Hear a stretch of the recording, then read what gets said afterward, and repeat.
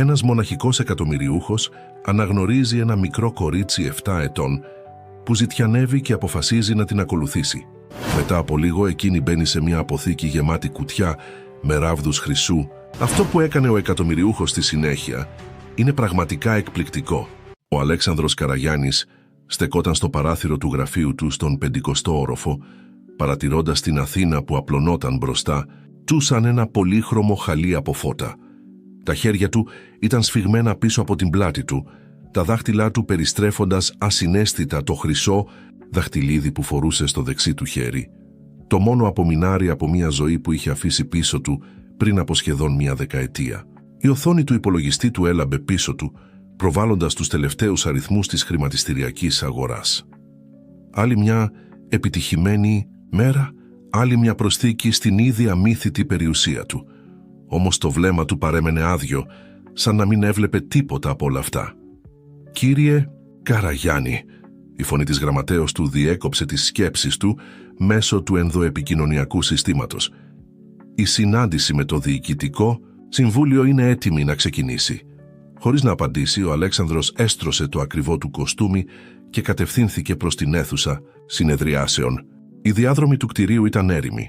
Ήταν ήδη αργά το απόγευμα και οι περισσότεροι υπάλληλοι είχαν φύγει για τα σπίτια τους. Η συνάντηση κύλησε όπως πάντα. Ο Αλέξανδρος καθόταν στην κεφαλή του τραπεζιού, ακούγοντας τις παρουσιάσεις και τις αναφορές με την ίδια ψυχρή αποστασιοποίηση που τον χαρακτήριζε τα τελευταία χρόνια. Κανείς δεν τολμούσε να αμφισβητήσει τις αποφάσεις του, η φήμη του ως αδίστακτου επιχειρηματία τον προπορευόταν. Όταν η συνάντηση τελείωσε, ο ουρανός είχε ήδη σκοτεινιάσει. Ο Αλέξανδρος αποφάσισε να περπατήσει μέχρι το σπίτι του, κάτι που έκανε σπάνια. Η βραδινή άβρα του φθινοπόρου τον τύλιξε, καθώς έβγαινε από το κτίριο. Περπατούσε στους δρόμους της Αθήνας, όταν κάτι τράβηξε την προσοχή του. Μια μικρή φιγούρα κινούνταν στις σκιές, λίγα μέτρα μπροστά του. Ήταν ένα κορίτσι, όχι μεγαλύτερο από 7 χρονών, με φθαρμένα ρούχα και μακριά σκούρα μαλλιά που έπεφταν ακατάστατα στους ώμους της. Κάτι στον τρόπο που περπατούσε, στον τρόπο που κρατούσε το κεφάλι της ψηλά παρά τα φτωχικά της ρούχα, του θύμισε, όχι, δεν επέτρεπε στον εαυτό του να σκέφτεται εκείνη πια. Όμως τα πόδια του είχαν ήδη αρχίσει να ακολουθούν το κορίτσι, σαν να τραβιόνταν από κάποια αόρατη δύναμη. Το κορίτσι έστριψε σε ένα στενό δρόμο, κατευθυνόμενο προς μια περιοχή με εγκαταλελειμμένες αποθήκες. Ο Αλέξανδρος δίστασε για μια στιγμή, η λογική του έλεγε να γυρίσει πίσω, να επιστρέψει στην ασφάλεια του κόσμου του.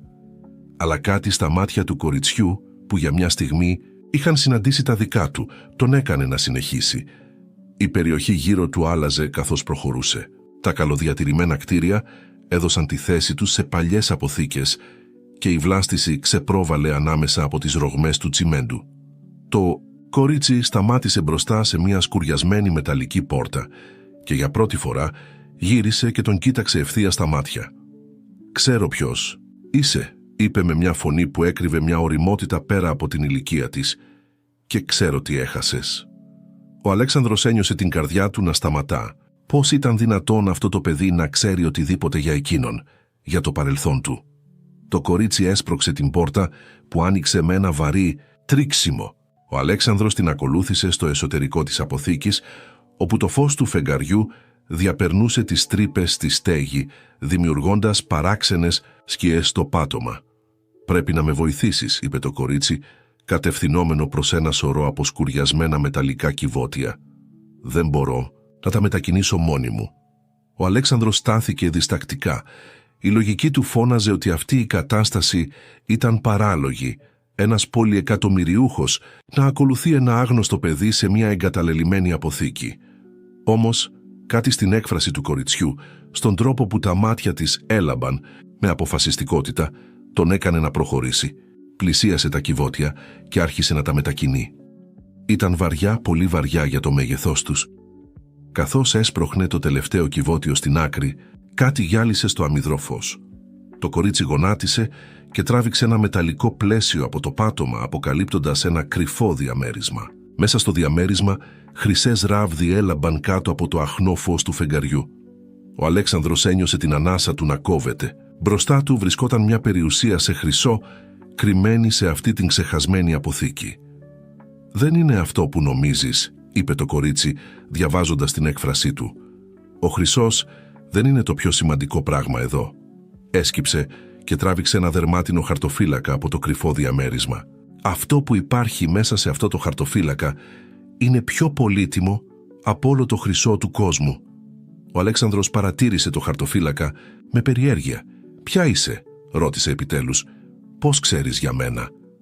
Το κορίτσι τον κοίταξε με μια έκφραση που έμοιαζε να κρύβει χρόνια ολόκληρα πόνου και μυστικών. «Το όνομά μου είναι Σοφία», είπε τελικά, «και ξέρω για σένα επειδή...» Σταμάτησε απότομα, γυρίζοντας το κεφάλι της προς την πόρτα. Ήχοι βημάτων ακούστηκαν από έξω. Η Σοφία άρπαξε το χέρι του Αλέξανδρου. «Δεν έχουμε χρόνο», ψιθύρισε επειγόντως. «Μας βρήκαν, πρέπει να φύγουμε τώρα». «Ποιοι μας βρήκαν?» ρώτησε ο Αλέξανδρος, αλλά η Σοφία τον τράβηξε ήδη προς μια πίσω έξοδο. Καθώς έτρεχαν μέσα στη νύχτα, με το χαρτοφύλακα σφιχτά στα χέρια της Σοφίας, ο Αλέξανδρος συνειδητοποίησε ότι η ζωή του είχε μόλις πάρει μια απροσδόκητη τροπή. Πίσω τους φωνές και βήματα αντιχούσαν στην άδεια αποθήκη. Η Σοφία οδήγησε τον Αλέξανδρο μέσα από ένα λαβύρινθο από στενά δρομάκια, κινούμενη με μια σιγουριά που έδειχνε ότι γνώριζε πολύ καλά την περιοχή. Η νύχτα είχε απλωθεί πάνω από την Αθήνα σαν μαύρο πέπλο, καθώς ο Αλέξανδρος και η Σοφία έτρεχαν μέσα από τα στενά δρομάκια.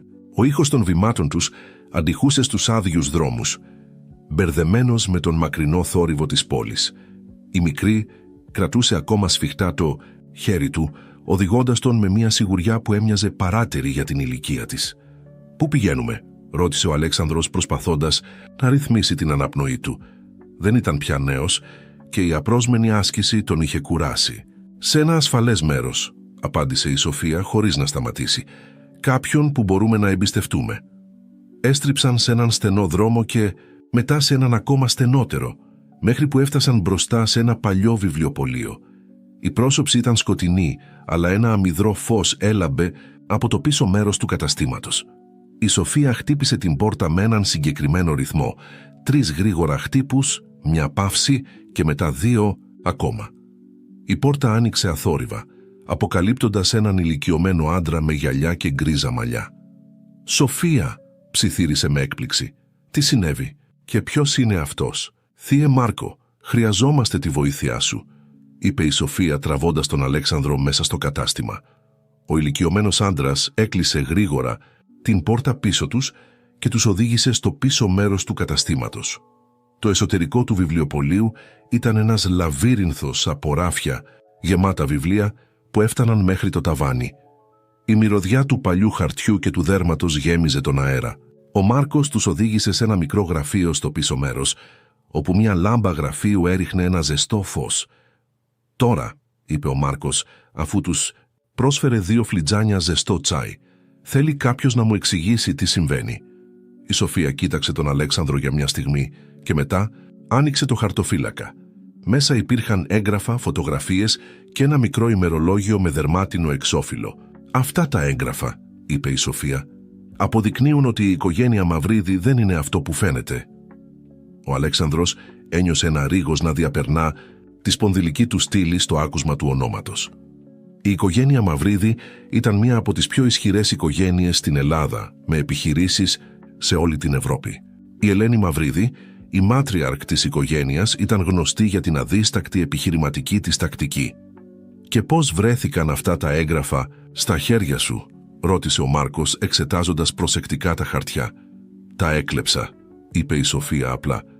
«Όταν κατάλαβα τι μου έκαναν, έπρεπε να φύγω και να πάρω μαζί μου τις αποδείξεις».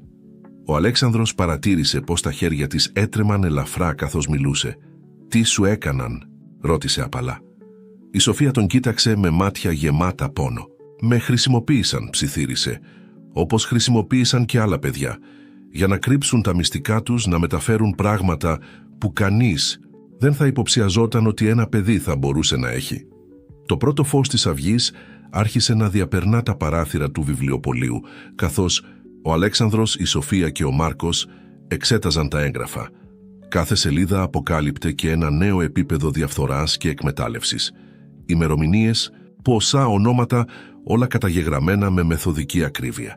«Αυτό είναι μεγαλύτερο από ό,τι φανταζόμουνα», μουρμούρισε ο Μάρκος σκουπίζοντας τα γυαλιά του. «Η οικογένεια Μαυρίδη έχει χτίσει ένα ολόκληρο δίκτυο εκμετάλλευσης», συμπλήρωσε η Σοφία. «Χρησιμοποιούν παιδιά σαν εμένα για να μεταφέρουν χρυσό και έγγραφα. Ποιος θα υποψιαζόταν ένα μικρό κορίτσι?» Ο Αλέξανδρος ένιωθε το κεφάλι του να γυρίζει. Όλα αυτά του θύμιζαν κάτι που είχε προσπαθήσει να ξεχάσει. «Πριν είπες ότι ξέρεις τι έχασα», είπε κοιτάζοντας τη Σοφία. «Τι εννοούσες?» Η Σοφία δίστασε για μια στιγμή, ανταλλάσσοντας ένα βλέμμα με τον Μάρκο. «Η κόρη σου», είπε τελικά. «Η Ελένη Μαυρίδη ξέρει τι συνέβη». Ο Αλέξανδρος πετάχτηκε όρθιος, το πρόσωπό του χλωμό. «Τι ξέρεις για την κόρη μου?» Η φωνή του έτρεμε από συγκρατημένο θυμό και ελπίδα. «Όχι εδώ», είπε ο Μάρκος, κοιτάζοντας νευρικά προς τα παράθυρα. «Δεν είναι ασφαλές. Πρέπει να φύγετε. Έχω ένα μέρος όπου μπορείτε να κρυφτείτε». Καθώς μάζευαν βιαστικά τα έγγραφα, ένας ήχος αποσπασμένο γυαλί ακούστηκε από την μπροστινή είσοδο του καταστήματος. Η Σοφία πάγωσε. «Μας βρήκαν», ψιθύρισε. Ο Μάρκος κινήθηκε γρήγορα προς ένα ράφι με βιβλία και το τράβηξε, αποκαλύπτοντας μια κρυφή πόρτα. «Γρήγορα», είπε. «Αυτό οδηγεί στα παλιά τούνελ κάτω από την πόλη. Ακολουθήστε το τρίτο τούνελ αριστερά και μετά το δεύτερο δεξιά. Θα σας βγάλει κοντά στο λιμάνι του Πειραιά». «Έλα μαζί μας», είπε η Σοφία πιάνοντας το χέρι του. Ο Μάρκος κούνησε το κεφάλι του. «Κάποιος πρέπει να τους καθυστερήσει. Πηγαίνετε». Ο Αλέξανδρος πήρε το χαρτοφύλακα και έπιασε το χέρι της Σοφίας. Καθώς έμπαιναν στο σκοτεινό τούνελ, άκουσαν φωνές από το κατάστημα.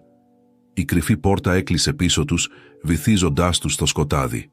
Προχωρούσαν γρήγορα μέσα στα υγρά τούνελ, με μόνο φως το φακό του κινητού του Αλέξανδρου. Η Σοφία έμοιαζε να γνωρίζει το δρόμο, σαν να είχε ξαναχρησιμοποιήσει αυτή τη διαδρομή. «Πώς ξέρεις για την κόρη μου?» ρώτησε ο Αλέξανδρος, καθώς προχωρούσαν. «Τι σχέση έχει η Ελένη Μαυρίδη με την εξαφάνισή της?» «Θα σου πω τα πάντα», απάντησε η Σοφία, «αλλά πρώτα πρέπει να φτάσουμε στο λιμάνι. Υπάρχει κάποιος εκεί που μπορεί να μας βοηθήσει, ένας δημοσιογράφος που ερευνά την οικογένεια Μαυρίδη εδώ και χρόνια». Η μυρωδιά της θάλασσας τους χτύπησε πριν ακόμα βγουν από τα τούνελ. Ο Πειραιάς ξυπνούσε σιγά σιγά, με τους πρώτους ψαράδες να ετοιμάζουν τις βάρκες τους και τους εργάτες να κατευθύνονται προς τις αποβάθρες. Ο Αλέξανδρος και η Σοφία βγήκαν προσεκτικά από μια μικρή πόρτα κρυμμένη ανάμεσα σε παλιές αποθήκες. «Πού είναι αυτός ο δημοσιογράφος?» ρώτησε ο Αλέξανδρος, σκουπίζοντας τον υδρότα από το μέτωπό του. Η διαδρομή μέσα από τα τούνελ τον είχε εξαντλήσει. «Το καφενείο του Κυραντώνη», είπε η Σοφία δείχνοντας ένα μικρό φθαρμένο κτίριο στην άκρη του λιμανιού. «Ο Νίκος πάντα εκεί πίνει τον πρωινό του καφέ». Καθώς πλησίαζαν το καφενείο, ο Αλέξανδρος παρατήρησε έναν άντρα γύρω στα 40 να κάθεται σε ένα τραπέζι στη γωνία με ένα λάπτοπ ανοιχτό μπροστά του και μια στίβα σημειώσεων δίπλα του. Η Σοφία τον πλησίασε χωρίς δισταγμό. «Νίκο», είπε χαμηλόφωνα. Ο άντρας σήκωσε το βλέμμα του και τα μάτια του γούρλωσαν από την έκπληξη. «Σοφία, πού ήσουν? Προσπαθώ να σε βρω εδώ και μέρες». Μετά το βλέμμα του έπεσε στον Αλέξανδρο και το πρόσωπό του σκοτίνιασε. «Αλέξανδρος Καραγιάννης, δεν περίμενα να σε δω εδώ». «Τον γνωρίζεις?» ρώτησε η Σοφία, κοιτάζοντας μία τον έναν και μία τον άλλον. «Όλοι γνωρίζουν τον κύριο Καραγιάννη», είπε ο Νίκος με μια νότα πικρίας στη φωνή του. «Ο άνθρωπος που έχτισε μια αυτοκρατορία πάνω στα συντρίμμια άλλων επιχειρήσεων». Ο Αλέξανδρος ένιωσε το θυμό να φουντώνει μέσα του, αλλά η Σοφία μίλησε πριν προλάβει να απαντήσει. «Δεν είναι αυτό που νομίζεις, Νίκο. Μας κυνηγούν. Η οικογένεια Μαυρίδη». Το πρόσωπο του Νίκου άλλαξε αμέσως. «Μέσα», είπε κλείνοντας γρήγορα το λάπτοπ του. «Όχι εδώ». Τους οδήγησε μέσα από την κουζίνα του καφενείου σε ένα μικρό γραφείο στο πίσω μέρος. Μόλις έκλεισε την πόρτα, η Σοφία έβγαλε το χαρτοφύλακα και άρχισε να του εξηγεί τι είχε ανακαλύψει. Ο Νίκος άκουγε προσεκτικά, κρατώντας σημειώσεις. «Αυτό είναι μεγαλύτερο από ό,τι φανταζόμουνα», είπε τελικά. «Εδώ και χρόνια προσπαθώ να αποδείξω τη σύνδεση της οικογένειας Μαυρίδη με διάφορες παράνομες δραστηριότητες, αλλά ποτέ δεν μπόρεσα να βρω αρκετά στοιχεία. Και τώρα έχουμε όλα τα στοιχεία που χρειάζεσαι», είπε η Σοφία. Αλλά υπάρχει κάτι ακόμα, κάτι που αφορά την κόρη του κυρίου Καραγιάννη. Ο Νίκος γύρισε απότομα προς τον Αλέξανδρο. «Την Αριάδνη, τι σχέση έχει η κόρη σου με όλα αυτά?» Ο Αλέξανδρος ένιωσε την καρδιά του να σταματά. Είχε χρόνια να ακούσει κάποιον να προφέρει το όνομά της. «Εσύ ξέρεις κάτι για την κόρη μου?» ρώτησε με φωνή που έτρεμε. Ο Νίκος και η Σοφία αντάλλαξαν ένα βλέμμα. «Κύριε Καραγιάννη», είπε τελικά ο Νίκος, «αυτό που πρόκειται να σας πω θα αλλάξει τα πάντα. Η εξαφάνιση της Αριάδνης δεν ήταν τυχαία. Ήταν μέρος ενός μεγαλύτερου σχεδίου της Ελένης Μαυρίδη». Η ατμόσφαιρα στο μικρό γραφείο έγινε βαριά, καθώς ο Νίκος άνοιξε ένα παλιό φάκελο από το σιρτάρι του. «Εδώ και χρόνια ερευνώ την οικογένεια Μαυρίδη», είπε απλώνοντας φωτογραφίες και έγγραφα στο γραφείο. «Αλλά ποτέ δεν μπορούσα να συνδέσω όλα τα κομμάτια. Μέχρι που εμφανίστηκε η Σοφία». Ο Αλέξανδρος κοίταζε τις φωτογραφίες με κομμένη την ανάσα. Ήταν εικόνες από διάφορα παιδιά. Όλα τους μικρά, όλα τους με το ίδιο χαμένο βλέμμα. Και ανάμεσά τους μια φωτογραφία που έκανε την καρδιά του να σταματήσει, η Αριάδνη, τραβηγμένη λίγες μέρες μετά την εξαφάνισή της. «Η Ελένη Μαυρίδη δεν είναι απλά μια επιχειρηματίας», συνέχισε ο Νίκος. «Έχει χτίσει ένα ολόκληρο δίκτυο εκμετάλλευσης παιδιών. Τα χρησιμοποιεί για να μεταφέρουν πολύτιμα αντικείμενα και έγγραφα, γιατί ποιος θα υποψιαζόταν ένα παιδί?» «Αλλά γιατί την Αριάδνη?» ρώτησε ο Αλέξανδρος, η φωνή του γεμάτη πόνο. «Γιατί την κόρη μου?» Η Σοφία πλησίασε και άγγιξε απαλά το χέρι του. «Επειδή ήσουν απειλή», είπε απαλά. «Είχες αρχίσει να ανακαλύπτεις κάποιες από τις παράνομες δραστηριότητές τους μέσω των επιχειρήσεών σου. Η Ελένη χρειαζόταν έναν τρόπο να σε ελέγξει». Ο Αλέξανδρος ένιωσε τον κόσμο να γυρίζει. Θυμήθηκε εκείνη την περίοδο λίγο πριν την εξαφάνιση της Αριάδνης, όταν είχε αρχίσει να παρατηρεί παράξενες συναλλαγές σε κάποιες από τις εταιρείες που συνεργάζονταν με τους Μαυρίδη. Είχε αρχίσει να κάνει ερωτήσεις. «Μετά την εξαφάνιση της Αριάδνης», συνέχισε ο Νίκος, «σταμάτησες κάθε έρευνα. Αποσύρθηκες από τις επιχειρήσεις που είχαν σχέση με τους Μαυρίδη. Έγινες ακριβώς αυτό που ήθελαν, ένας σπασμένος άνθρωπος που δεν θα τους δημιουργούσε προβλήματα». «Αλλά η Αριάδνη?» ρώτησε ο Αλέξανδρος, κρατώντας τη φωτογραφία με τρεμάμενα χέρια. «Είναι... ζει», είπε η Σοφία γρήγορα. «Τη γνωρίζω. Ήμασταν μαζί για ένα διάστημα, στο σπίτι όπου η Ελένη κρατούσε τα παιδιά. Αλλά πριν από μερικούς μήνες τη μετέφεραν κάπου αλλού. Δεν ξέρω πού, αλλά ξέρω ότι είναι ασφαλής». Ο Νίκος έσκυψε μπροστά. «Και τώρα με αυτά τα έγγραφα που έχουμε μπορούμε επιτέλους να τους σταματήσουμε. Αλλά πρέπει να κινηθούμε γρήγορα. Η Ελένη έχει μάτια και αυτιά παντού». Σαν να επιβεβαίωνε τα λόγια του, ένας δυνατός θόρυβος ακούστηκε από το μπροστινό μέρος του καφενείου. Φωνές και βήματα πλησίαζαν το γραφείο. «Η πίσω πόρτα», είπε γρήγορα ο Νίκος, μαζεύοντας βιαστικά τα έγγραφα. «Υπάρχει ένα αυτοκίνητο παρκαρισμένο στο στενό. Πάρτε το και πηγαίνετε στη διεύθυνση που είναι γραμμένη σε αυτό το χαρτί. Θα σας συναντήσω εκεί μόλις μπορέσω». Το αυτοκίνητο διέσχιζε τους δρόμους του Πειραιά με ταχύτητα, με τον Αλέξανδρο στο τιμόνι και τη Σοφία στο κάθισμα του συνοδηγού.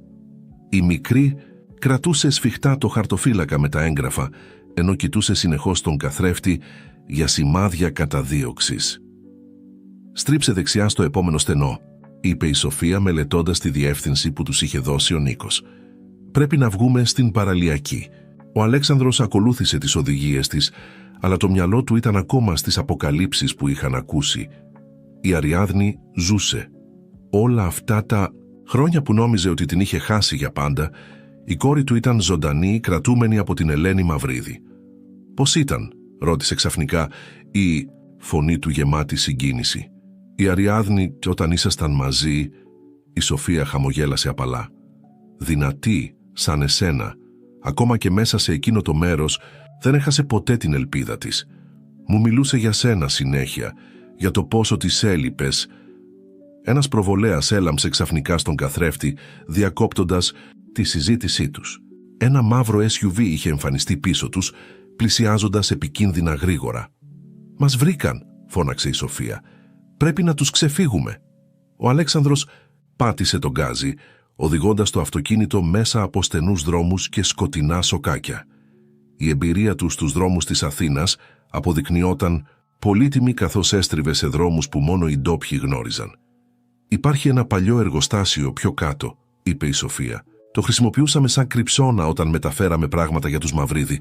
Μπορούμε να κρυφτούμε εκεί μέχρι να έρθει ο Νίκος».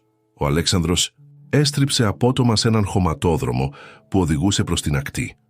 Το SUV εξακολουθούσε να τους ακολουθεί, αλλά η απόσταση μεταξύ τους είχε μεγαλώσει ελαφρά. Το εργοστάσιο εμφανίστηκε μπροστά τους, ένα τεράστιο εγκαταλελειμμένο κτίριο με σπασμένα παράθυρα και τοίχους καλυμμένους με γκράφιτι. Ο Αλέξανδρος οδήγησε το αυτοκίνητο πίσω από το κτίριο, κρύβοντάς το από τον κεντρικό δρόμο. «Γρήγορα», είπε η Σοφία ανοίγοντας την πόρτα. «Ξέρω ένα μέρος μέσα όπου μπορούμε να κρυφτούμε». Μόλις βγήκαν από το αυτοκίνητο, άκουσαν το SUV να πλησιάζει. Η Σοφία οδήγησε τον Αλέξανδρο προς μια μικρή πλαϊνή πόρτα του εργοστασίου. Μέσα το κτίριο ήταν ένας λαβύρινθος από παλιά μηχανήματα και σκουριασμένα μεταλλικά εξαρτήματα. «Από εδώ», ψιθύρισε η Σοφία, οδηγώντας τον μέσα από στενούς διαδρόμους. Σταμάτησαν μπροστά σε μια σκάλα που οδηγούσε σε ένα υπόγειο επίπεδο. «Εκεί κάτω υπάρχει ένα παλιό καταφύγιο», εξήγησε. «Το χρησιμοποιούσαν οι εργάτες κατά τη διάρκεια του πολέμου. Κανείς δεν ξέρει για την ύπαρξή του εκτός από τα παιδιά που δούλευαν για τους Μαυρίδη». Καθώς κατέβαιναν τη σκάλα, άκουσαν φωνές και βήματα από πάνω. Οι διώκτες τους είχαν μπει στο κτίριο. Το υπόγειο καταφύγιο ήταν ένας μεγάλος χώρος με χαμηλό ταβάνι και τοίχους από μπετόν. Η Σοφία άναψε τον φακό του κινητού της, αποκαλύπτοντας παλιά έπιπλα καλυμμένα με σεντόνες και ράφια γεμάτα με ξεχασμένα αντικείμενα. «Εδώ», είπε οδηγώντας τον Αλέξανδρο σε μια γωνιά του χώρου, «υπάρχει ένα παλιό γραφείο που χρησιμοποιούσαμε σαν κρυψώνα». Καθώς τακτοποιούσαν τα έγγραφα στην κρυψώνα, ο Αλέξανδρος παρατήρησε κάτι στον τοίχο. Παιδικές ζωγραφιές, δεκάδες από αυτές, καρφιτσωμένες, η μία δίπλα στην άλλη. «Τις ζωγράφιζαν τα παιδιά όταν περνούσαμε χρόνο εδώ», εξήγησε η Σοφία παρατηρώντας το βλέμμα του. «Ήταν ο τρόπος μας να κρατάμε την ελπίδα ζωντανή». Ο Αλέξανδρος πλησίασε τον τοίχο μελετώντας τις ζωγραφιές και τότε την είδε, μια ζωγραφιά υπογεγραμμένη με το όνομα Αριάδνη. Έδειχνε ένα σπίτι με έναν άντρα που στεκόταν έξω, περιμένοντας. «Αυτή είναι...» Η φωνή του ράγισε. «Ναι», είπε απαλά η Σοφία. «Την έκανε πριν από 6 μήνες. Δεν σε ξέχασε ποτέ, κύριε Καραγιάννη. Πάντα πίστευε ότι θα την έβρισκες». Ξαφνικά, ήχοι από βήματα ακούστηκαν από τη σκάλα. Η Σοφία έσβησε γρήγορα το φως και τράβηξε τον Αλέξανδρο πίσω από ένα παλιό ντουλάπι. «Ψάξτε παντού», ακούστηκε μια βαριά αντρική φωνή. «Η κυρία Μαυρίδη τους θέλει ζωντανούς, ειδικά το κορίτσι». Φώτα από φακούς άρχισαν να σαρώνουν το χώρο. Ο Αλέξανδρος ένιωσε τη Σοφία να τρέμει δίπλα του. Έσφιξε το χέρι της καθησυχαστικά. «Δεν θα σε αφήσω να σε πιάσουν», ψιθύρισε. «Στο υπόσχομαι». Η Σοφία έσφιξε και εκείνη το χέρι του. «Υπάρχει κι άλλη έξοδος», ψιθύρισε τόσο σιγά που μόλις που την άκουσε. «Πίσω από το παλιό χρηματοκιβώτιο. Οδηγεί σε ένα τούνελ που βγαίνει στην παραλία. Αλλά πρέπει να περιμένουμε την κατάλληλη στιγμή». Οι άντρες της Μαυρίδη συνέχιζαν να ψάχνουν το χώρο, πλησιάζοντας όλο και περισσότερο στην κρυψώνα τους. Ο Αλέξανδρος μπορούσε να ακούσει τις ανάσες τους, να μυρίσει τον καπνό από τα τσιγάρα τους. Και τότε από πάνω ακούστηκε ένας δυνατός θόρυβος, σαν έκρηξη. «Τι ήταν αυτό?» φώναξε ένας από τους άντρες. «Πάνω, γρήγορα», διέταξε η βαριά φωνή και σύντομα ο ήχος από βιαστικά βήματα γέμισε τη σκάλα, καθώς οι άντρες έτρεχαν προς τα πάνω. «Τώρα», ψιθύρισε η Σοφία τραβώντας τον Αλέξανδρο προς το χρηματοκιβώτιο.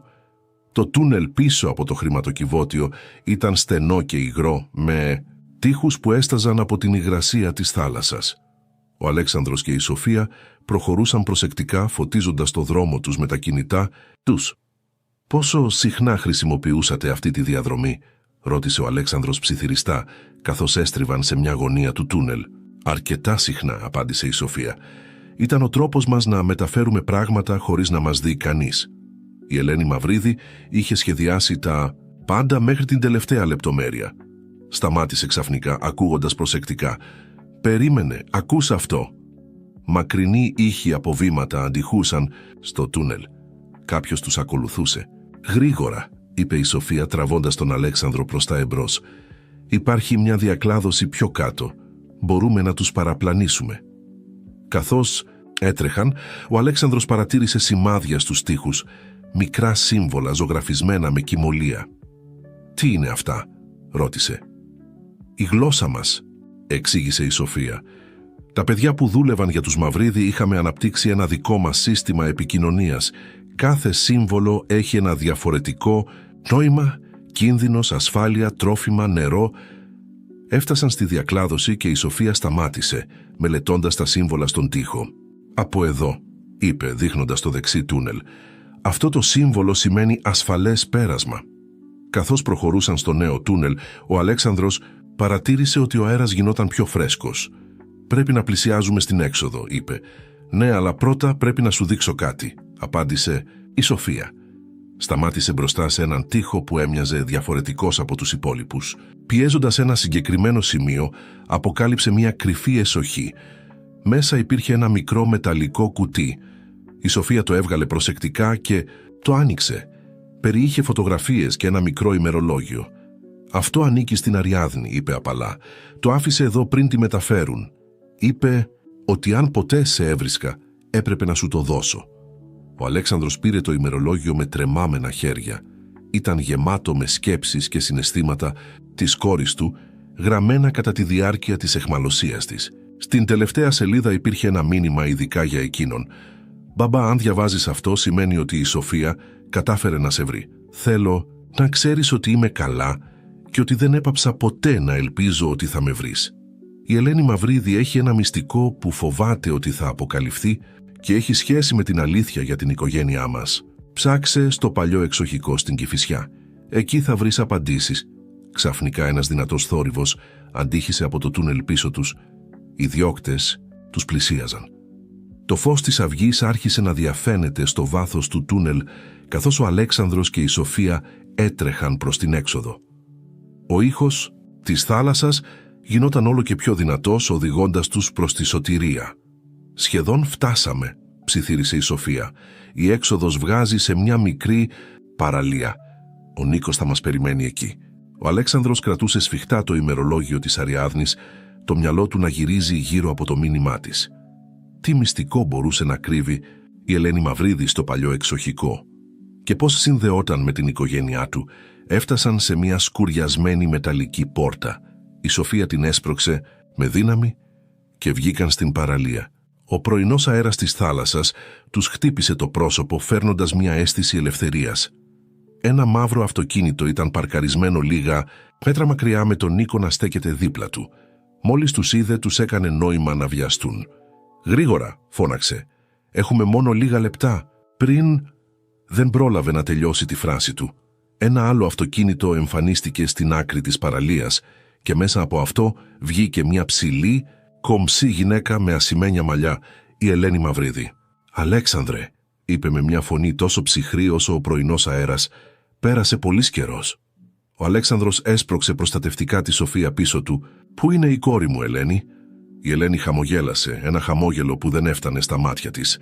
«Η Αριάδνη είναι ασφαλής, όπως ήταν πάντα, αλλά εσύ, Αλέξανδρε, έπρεπε να μείνεις μακριά. Δεν έπρεπε να αρχίσεις να ψάχνεις». «Γιατί?» απέτησε ο Αλέξανδρος. «Τι μυστικό προσπαθείς τόσο απεγνωσμένα να κρύψεις?» «Το μυστικό δεν είναι δικό μου», απάντησε η Ελένη. «Είναι δικό σου και της οικογένειάς σου». Η Σοφία έκανε ένα βήμα μπροστά. «Του λες ψέματα, όπως έλεγες ψέματα και σε όλα τα παιδιά που χρησιμοποίησες». Η Ελένη γύρισε το βλέμμα της στη Σοφία και για μια στιγμή κάτι σαν πόνος πέρασε από τα μάτια της. «Εσύ, μικρή μου, δεν ξέρεις τίποτα για την αλήθεια, για το τι συνέβη πραγματικά πριν από 10 χρόνια». Ο Νίκος έκανε ένα βήμα μπροστά, βγάζοντας κάτι από την τσέπη του, ένα παλιό φάκελο. «Τι θα έλεγες να τους πεις την αλήθεια, Ελένη, για το πόσο ο Αλέξανδρος και η Αριάδνη συνδέονται πραγματικά με την οικογένεια Μαυρίδη?» Η Ελένη πάγωσε, το χρώμα φεύγοντας από το πρόσωπό της. «Πού το βρήκες αυτό?» «Υπάρχουν κι άλλοι που ξέρουν την αλήθεια, Ελένη», είπε ο Νίκος, «και ήρθε η ώρα να αποκαλυφθεί». Ο άνεμος της θάλασσας δυνάμωνε, καθώς ο ήλιος ανέβαινε στον ουρανό, δημιουργώντας ένα παράξενο σκηνικό για τις αποκαλύψεις που επρόκειτο να ακολουθήσουν. Ο Νίκος κρατούσε ακόμα τον φάκελο. ενώ η Ελένη Μαυρίδη τον κοιτούσε με μια έκφραση που κειμενόταν μεταξύ οργής και φόβου. Πριν από 25 χρόνια, άρχισε ο Νίκος. Η οικογένεια Μαυρίδη και η οικογένεια Καραγιάννη ήταν στενά συνδεδεμένες.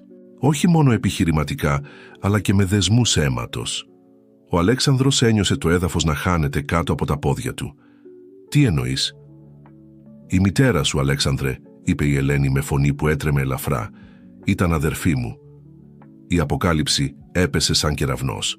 Ο Αλέξανδρος κοίταξε την Ελένη με νέα ματιά, προσπαθώντας να διακρίνει κάποια ομοιότητα με τη μητέρα του που είχε χαθεί τόσο νωρίς στη ζωή του. «Είναι αλήθεια», συνέχισε ο Νίκος ανοίγοντας τον φάκελο, «και υπάρχει περισσότερη ιστορία εδώ.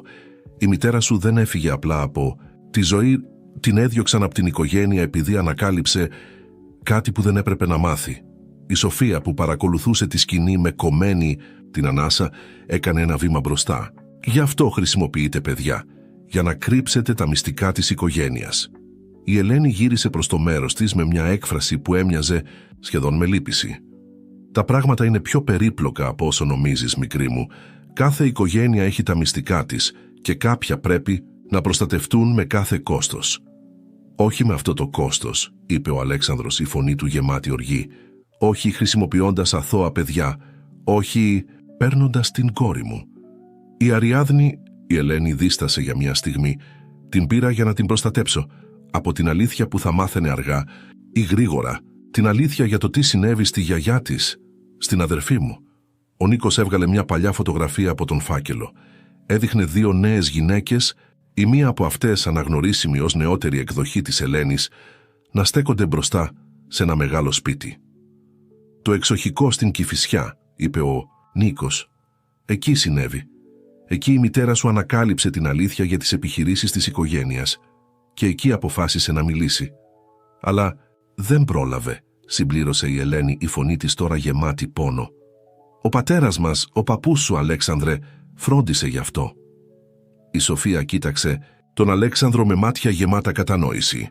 Γι' αυτό η Αριάδνη άφησε το μήνυμα για το εξοχικό. Ήξερε ότι εκεί βρίσκονται οι απαντήσεις.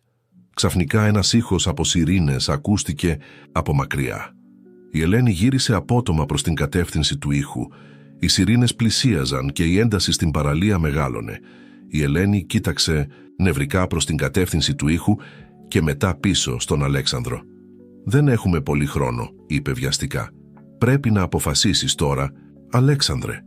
Θέλεις να μάθεις την αλήθεια, την πραγματική αλήθεια για την οικογένειά μας, για το τι συνέβη στη μητέρα σου». Ο Αλέξανδρος κοίταξε τη Σοφία που στεκόταν ακόμα δίπλα του με εμπιστοσύνη στα μάτια της και μετά τον Νίκο που κρατούσε ακόμα τον φάκελο με τα αποδεικτικά στοιχεία. «Θέλω να μάθω τα πάντα», είπε τελικά, «αλλά πρώτα θέλω πίσω την κόρη μου».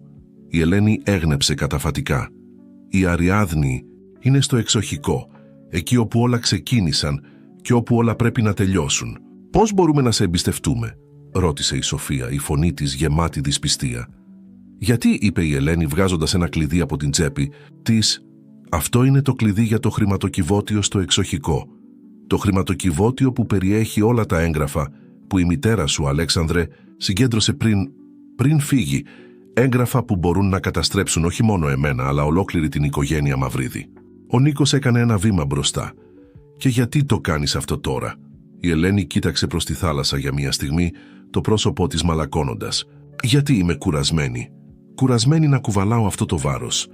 Η αδερφή μου, η μητέρα σου, Αλέξανδρε, ήταν η μόνη που είχε το θάρρος να σταθεί απέναντι στο σύστημα που είχε χτίσει ο πατέρας μας. Και εγώ απλά συνέχισα να το υπηρετώ».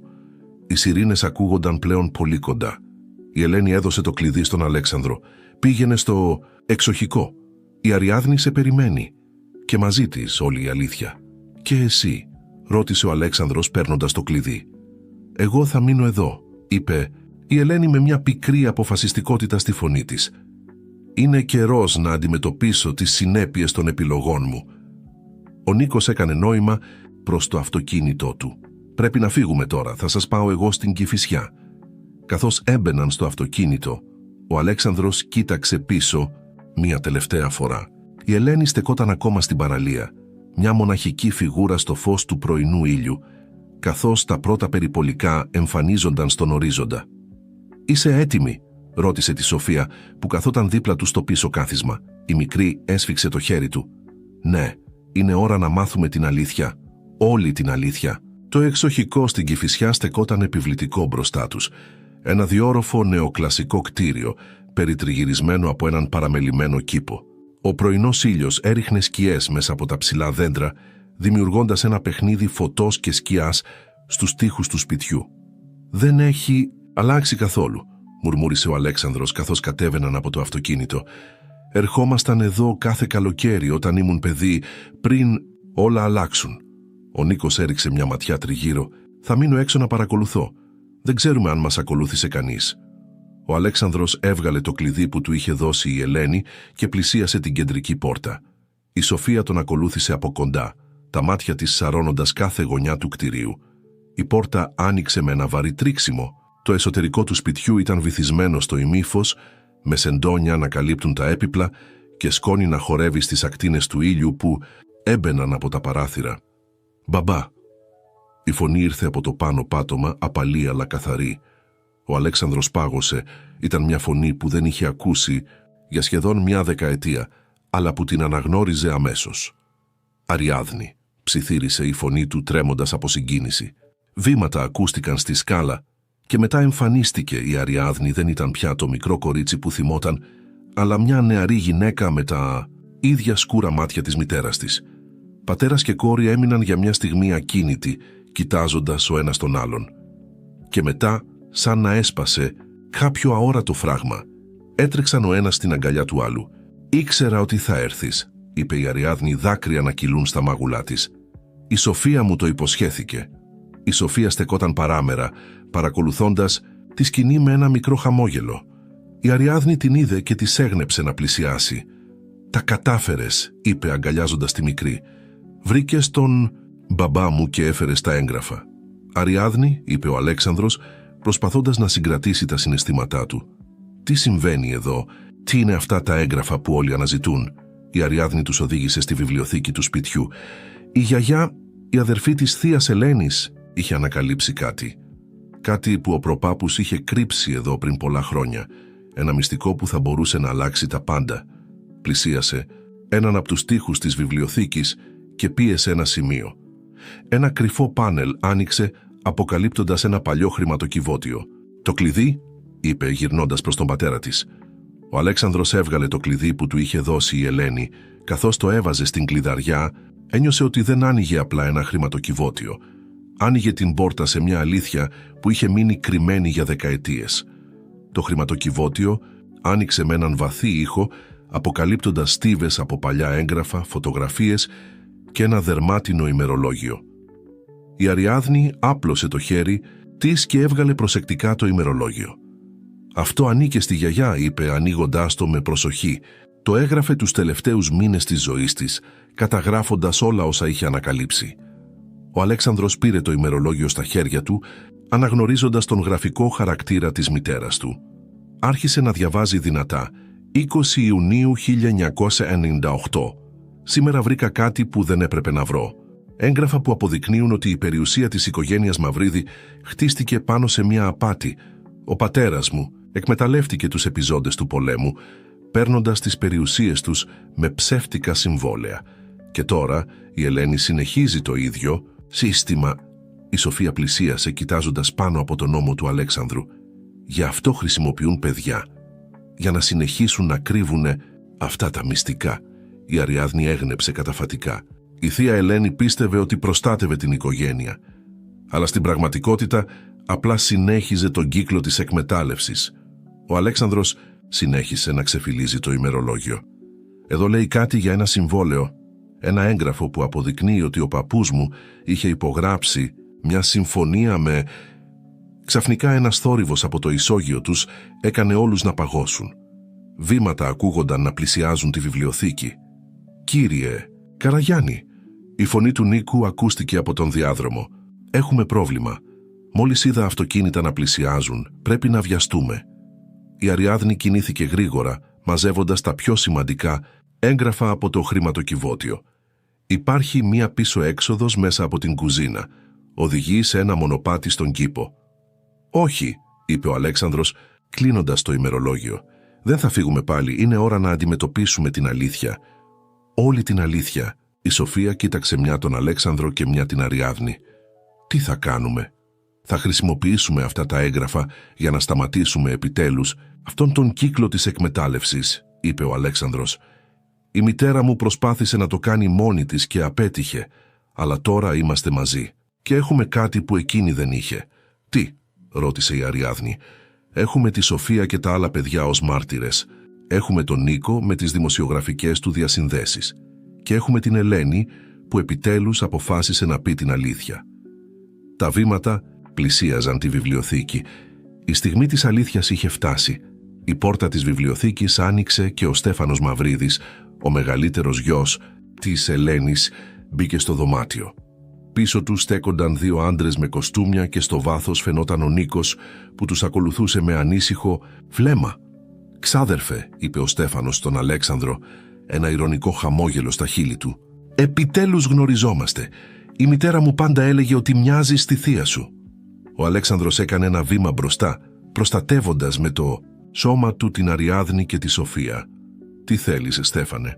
«Αυτό που μου ανήκει», απάντησε ο Στέφανος, το βλέμμα του καρφωμένο στο χρηματοκιβώτιο.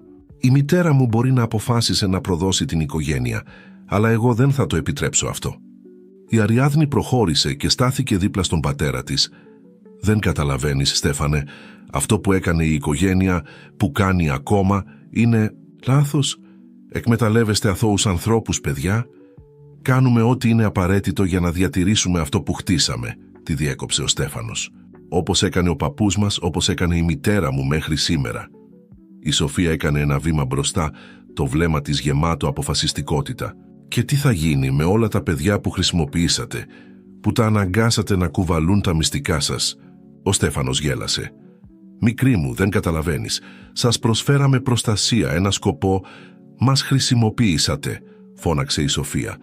«Μας πήρατε από τις οικογένειές μας. Μας αναγκάσατε να ζούμε στις σκιές». Ο Νίκος προχώρησε στο δωμάτιο βγάζοντας το κινητό του. «Και τώρα όλος ο κόσμος θα μάθει την αλήθεια». Η συνέντευξη της Ελένης Μαυρίδη μεταδίδεται ζωντανά αυτή τη στιγμή σε όλα τα κανάλια. Ο Στέφανος πάγωσε. «Τι είπες?» «Η μητέρα σου αποφάσισε να πει την αλήθεια», είπε ο Αλέξανδρος. «Για όλα. Για τον παππού μας, για τη μητέρα μου, για τα παιδιά που εκμεταλλευτήκατε». «Όχι». Ο Στέφανος κάνε να κινηθεί προς το χρηματοκιβώτιο, αλλά ο Νίκος και ο Αλέξανδρος τον σταμάτησαν. «Τελείωσε, Στέφανε», είπε η Αριάδνη. «Η αλήθεια δεν μπορεί να μείνει κρυμμένη για πάντα». Εκείνη τη στιγμή ήχοι από σιρήνες ακούστηκαν έξω από το σπίτι. Οι δύο άντρες με τα κοστούμια κοιτάχτηκαν νευρικά και έκαναν ένα βήμα πίσω. «Είναι η αστυνομία», είπε ο Νίκος, «και έχουν ήδη τη μαρτυρία της Ελένης». Ο Στέφανος κοίταξε γύρω του σαν παγιδευμένο ζώο. Τα μάτια του έπεσαν στα έγγραφα που κρατούσε η Αριάδνη και για μια στιγμή φάνηκε έτοιμος να ορμήσει προς το μέρος της. Αλλά πριν προλάβει να κινηθεί, η πόρτα της βιβλιοθήκης άνοιξε ξανά. Στο άνοιγμα στεκόταν η Ελένη Μαυρίδη, συνοδευόμενη από αστυνομικούς. Η Ελένη Μαυρίδη στάθηκε στην είσοδο της βιβλιοθήκης, το πρόσωπό της γαλήνιο παρά την ένταση της στιγμής.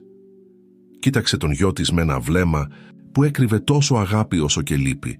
«Στέφανε», είπε απαλά, «φτάνει πια. Ο κύκλος πρέπει να σπάσει εδώ». «Μητέρα».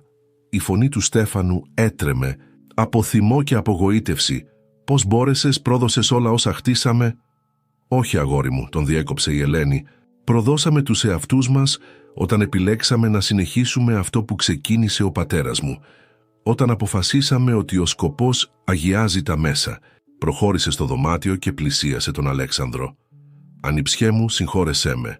Νόμιζα ότι προστάτευα την οικογένεια, αλλά στην πραγματικότητα την κατέστρεφα.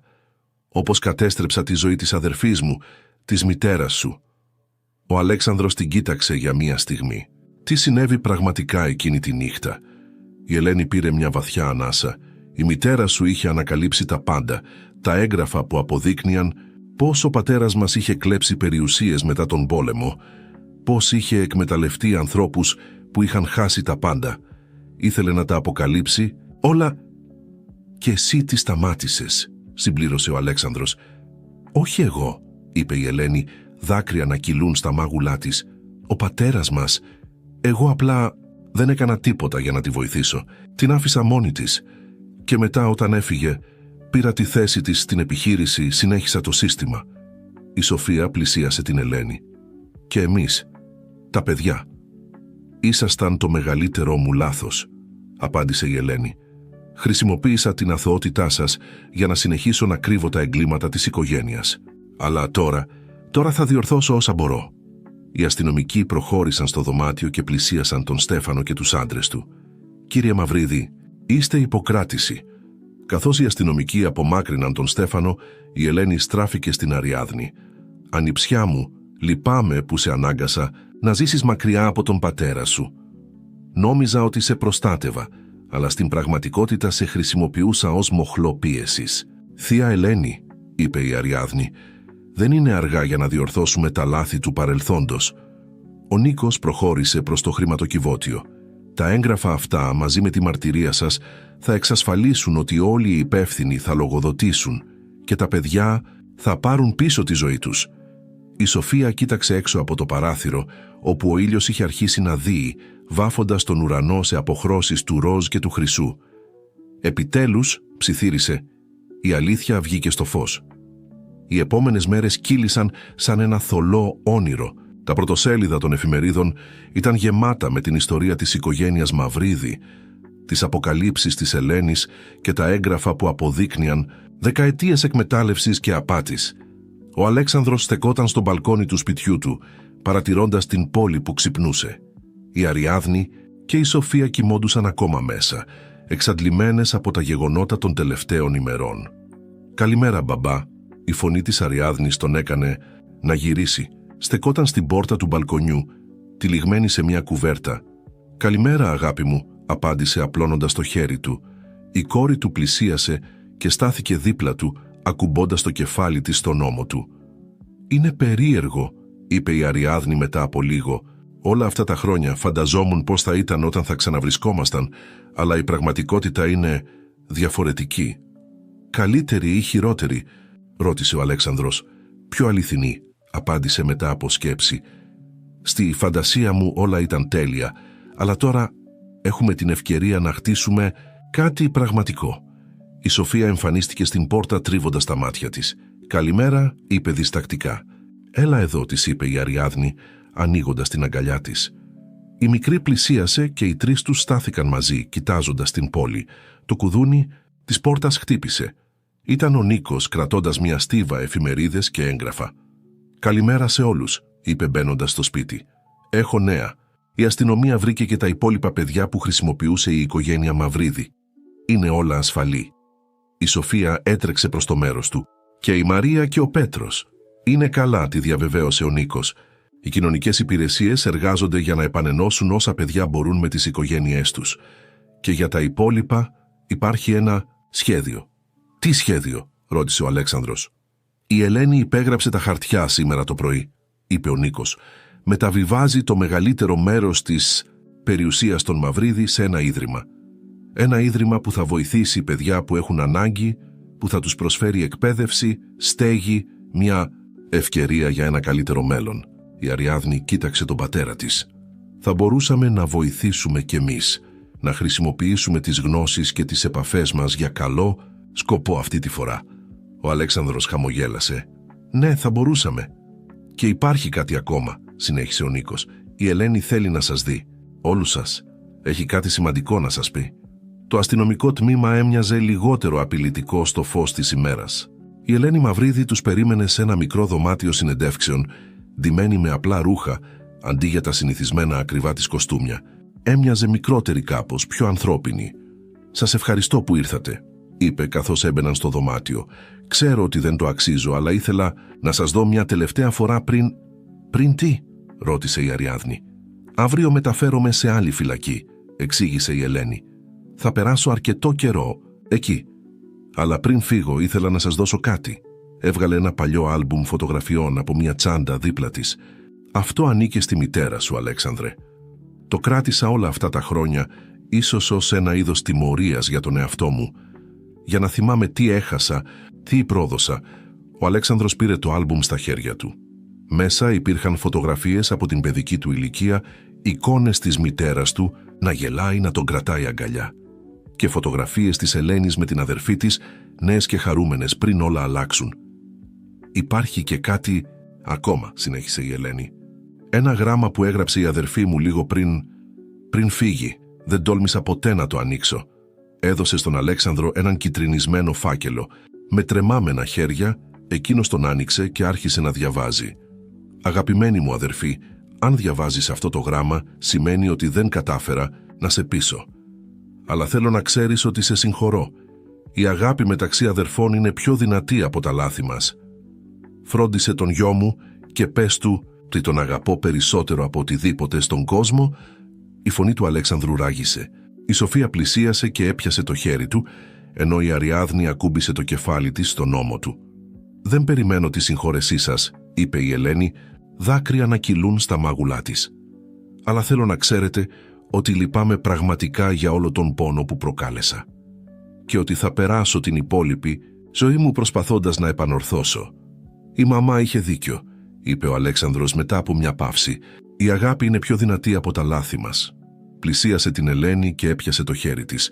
«Δεν μπορούμε να αλλάξουμε το παρελθόν, αλλά μπορούμε να χτίσουμε ένα καλύτερο μέλλον για τα παιδιά, για τις οικογένειές τους, για όλους όσους υπέφεραν». Η Σοφία κοίταξε την Ελένη. «Τα άλλα παιδιά θα τους πείτε την αλήθεια για τις οικογένειές τους». «Ναι», απάντησε η Ελένη, «όλη την αλήθεια. Είναι ο μόνος τρόπος να αρχίσει η θεραπεία». 3 μήνες είχαν περάσει από τις αποκαλύψεις στο εξοχικό της Κηφισιάς. Το παλιό κτίριο των επιχειρήσεων Μαυρίδη είχε μεταμορφωθεί. Τα σκούρα γυαλιά και η αυστηρή πρόσωψη είχαν αντικατασταθεί από φωτεινά χρώματα και μεγάλα παράθυρα. Πάνω από την είσοδο μια νέα πινακίδα έλαμπε στον πρωινό ήλιο, ίδρυμα Νέα Ελπίδα. Ο Αλέξανδρος στεκόταν στο γραφείο του, που κάποτε ανήκε στην Ελένη, παρατηρώντας τα παιδιά που έπαιζαν στον κήπο που είχαν δημιουργήσει στον πίσω χώρο του κτηρίου. Η Σοφία ήταν ανάμεσά τους, διδάσκοντας στα μικρότερα παιδιά πώς να φροντίζουν τα φυτά στο λαχανόκηπο. «Μπαμπά», η Αριάδνη μπήκε στο γραφείο κρατώντας μερικούς φακέλους. «Έχω καλά νέα. Βρήκαμε τις οικογένειες 5 ακόμα παιδιών. Θα μπορέσουν να επανενωθούν μέσα στην επόμενη εβδομάδα». Ο Αλέξανδρος χαμογέλασε. «Αυτό είναι υπέροχο. Πώς πάνε οι προετοιμασίες για το πρόγραμμα υποστήριξης?» «Πολύ καλά», απάντησε η Αριάδνη πλησιάζοντας το παράθυρο. «Οι ψυχολόγοι και οι κοινωνικοί λειτουργοί είναι έτοιμοι να ξεκινήσουν. Θα βοηθήσουν τόσο τα παιδιά όσο και τις οικογένειες στη διαδικασία επανένωσης». Ένα χτύπημα στην πόρτα τους διέκοψε. Ήταν ο Νίκος, που έμπαινε με ένα πλατή χαμόγελο στο πρόσωπό του. «Μόλις πήρα νέα από την εισαγγελία», ανακοίνωσε. «Εγκρίθηκε το αίτημά μας.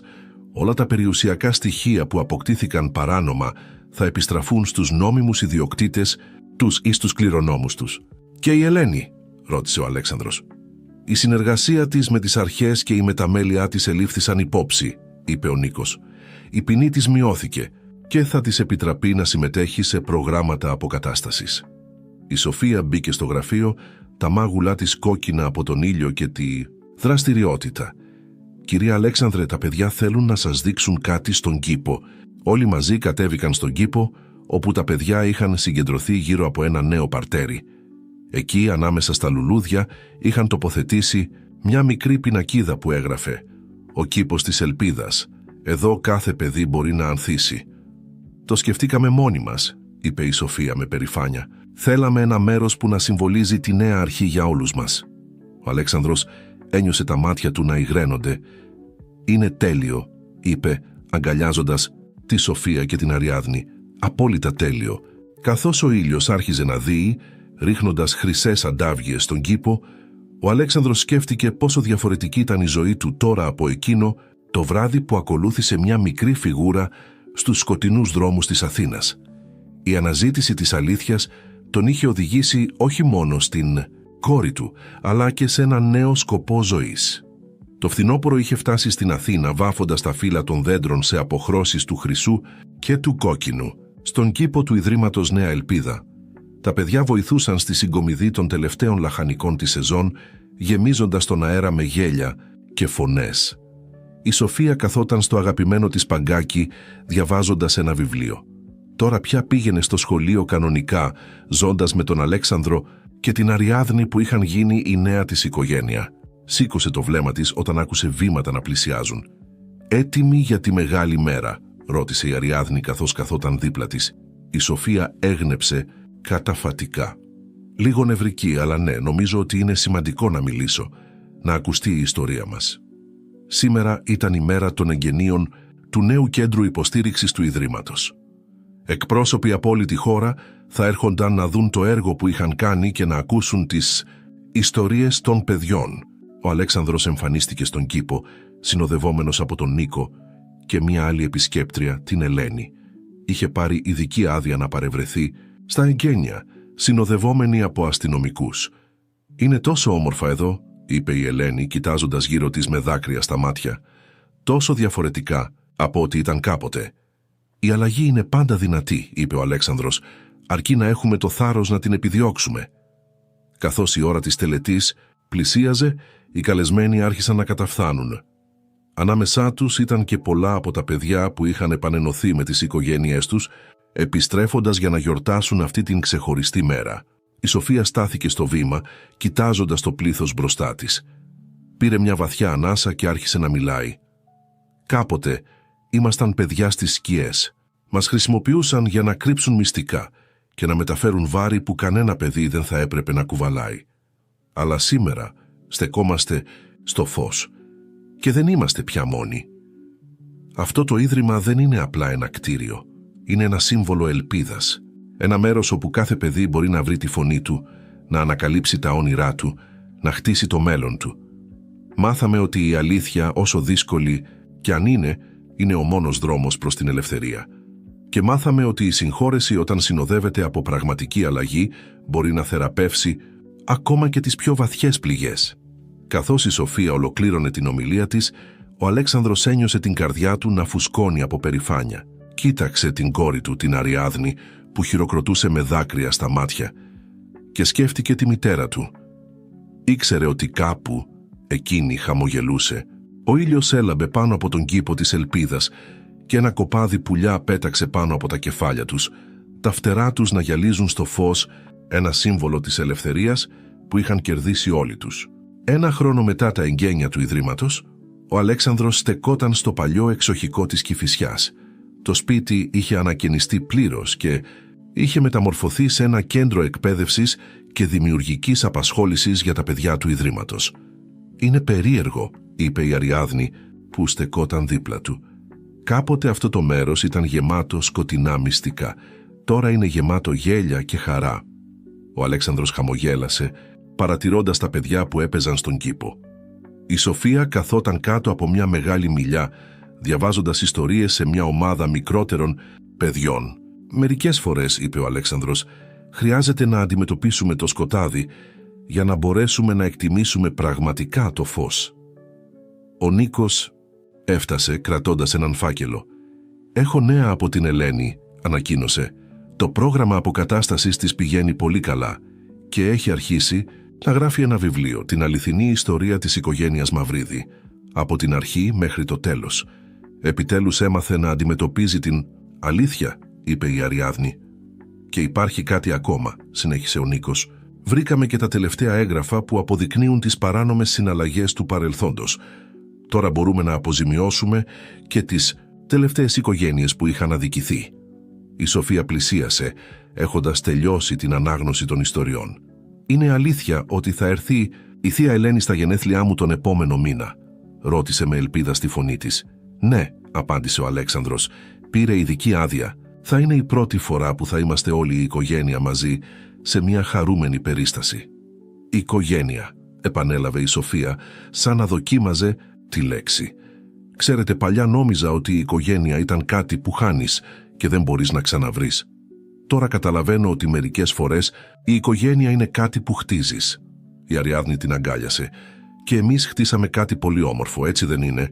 Καθώς ο ήλιος άρχιζε να δει, ο Αλέξανδρος παρατήρησε πως οι σκιές των δέντρων έπεφταν στο γρασίδι, δημιουργώντας περίπλοκα σχέδια.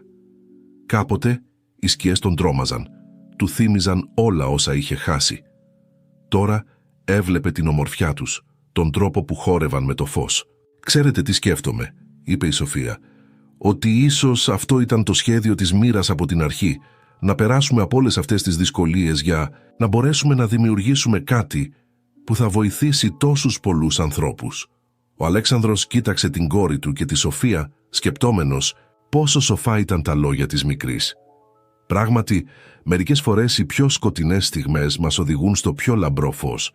Το πάρτι γενεθλίων της Σοφίας γέμισε το εξοχικό με ζωή και χαρά. Παιδιά έτρεχαν στον κήπο, πολύχρωμα μπαλόνια στόλιζαν τους τοίχους και το τραπέζι ήταν γεμάτο με λιχουδιές και δώρα. Η Ελένη έφτασε συνοδευόμενη από έναν σοφρονιστικό υπάλληλο, αλλά κανείς δεν έδωσε σημασία σε αυτή τη λεπτομέρεια. Φορούσε ένα απλό φόρεμα και το πρόσωπο της έλαμπε από συγκίνηση καθώς αγκάλιασε τη Σοφία. «Χρόνια πολλά, μικρή μου», είπε, δίνοντάς της ένα μικρό πακέτο. «Αυτό είναι κάτι ξεχωριστό». Η Σοφία άνοιξε το δώρο και βρήκε ένα παλιό ασημένιο μενταγιόν. «Ήταν της γιαγιάς σου», εξήγησε η Ελένη στον Αλέξανδρο. «Της αδερφής μου. Το κράτησα όλα αυτά τα χρόνια, αλλά τώρα πρέπει να συνεχίσει το ταξίδι του». Ο Αλέξανδρος ένιωσε ένα κύμα συγκίνησης να τον πλημμυρίζει. Θυμόταν τη μητέρα του να φοράει αυτό το μενταγιόν, να το ανοίγει για να του δείξει τη φωτογραφία μέσα.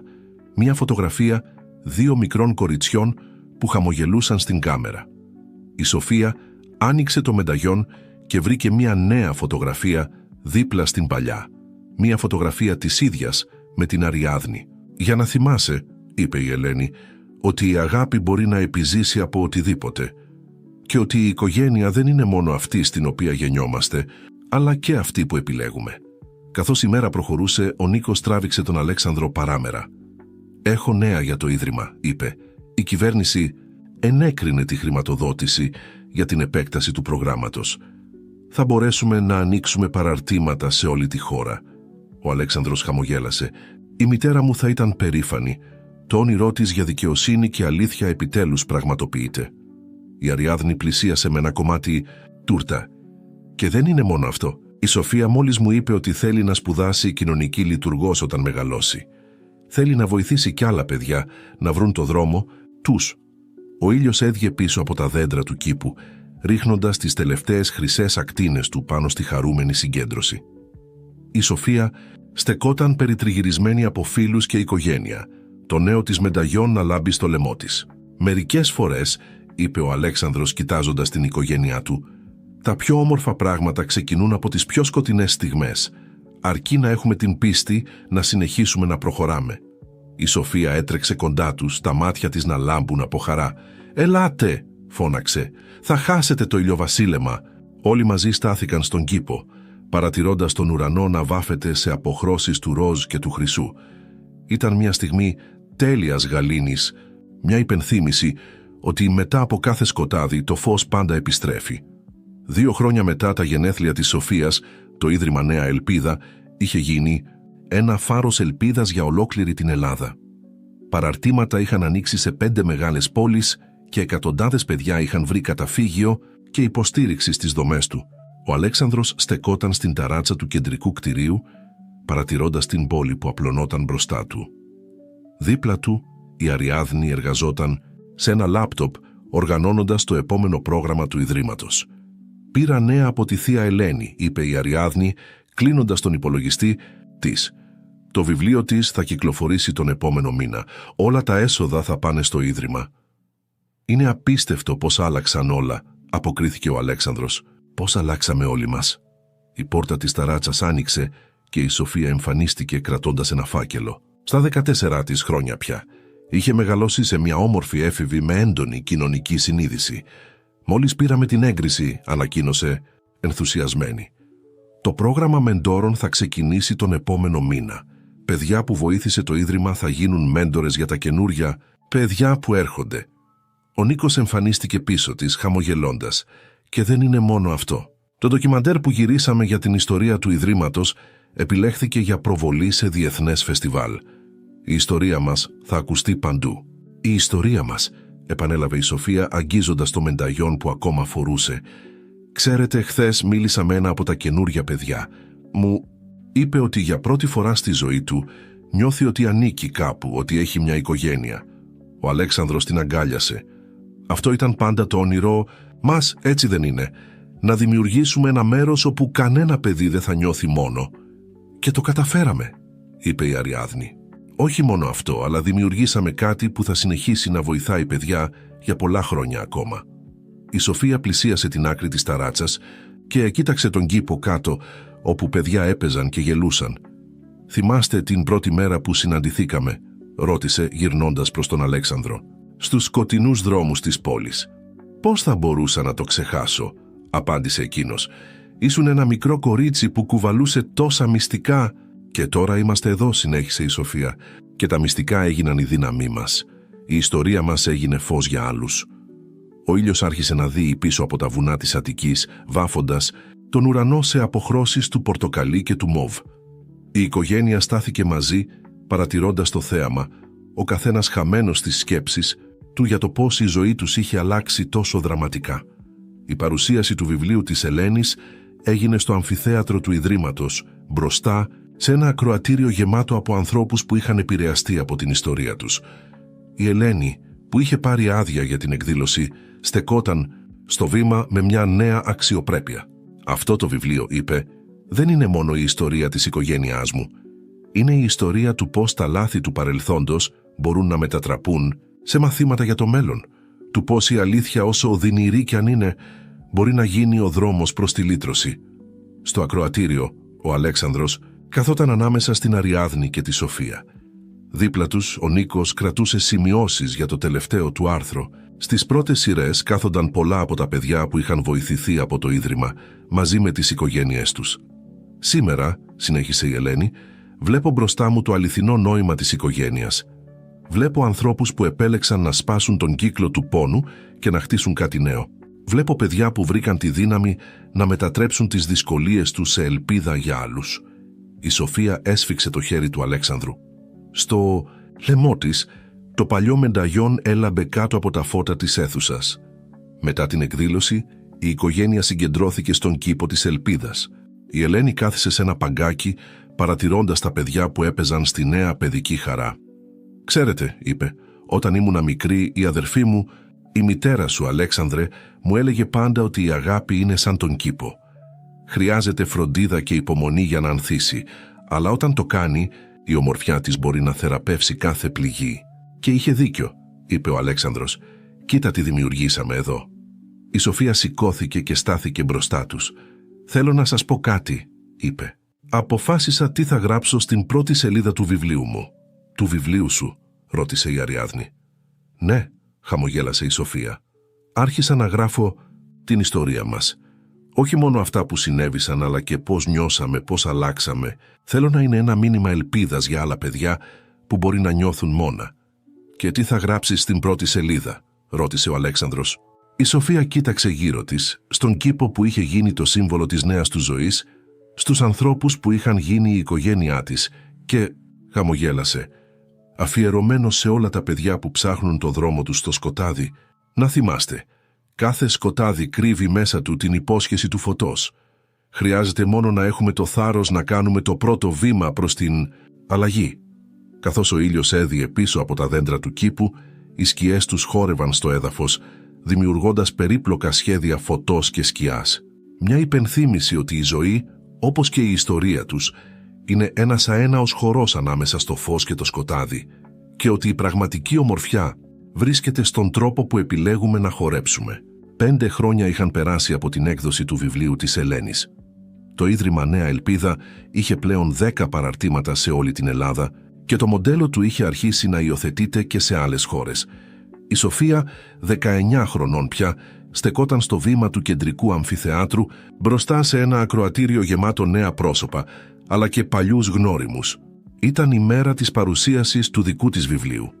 «Όταν ήμουν μικρή», άρχισε, «νόμιζα ότι η ζωή μου θα είναι για πάντα στις σκιές, αλλά έμαθα ότι ακόμα και στο πιο βαθύ σκοτάδι υπάρχει πάντα η δυνατότητα για φως».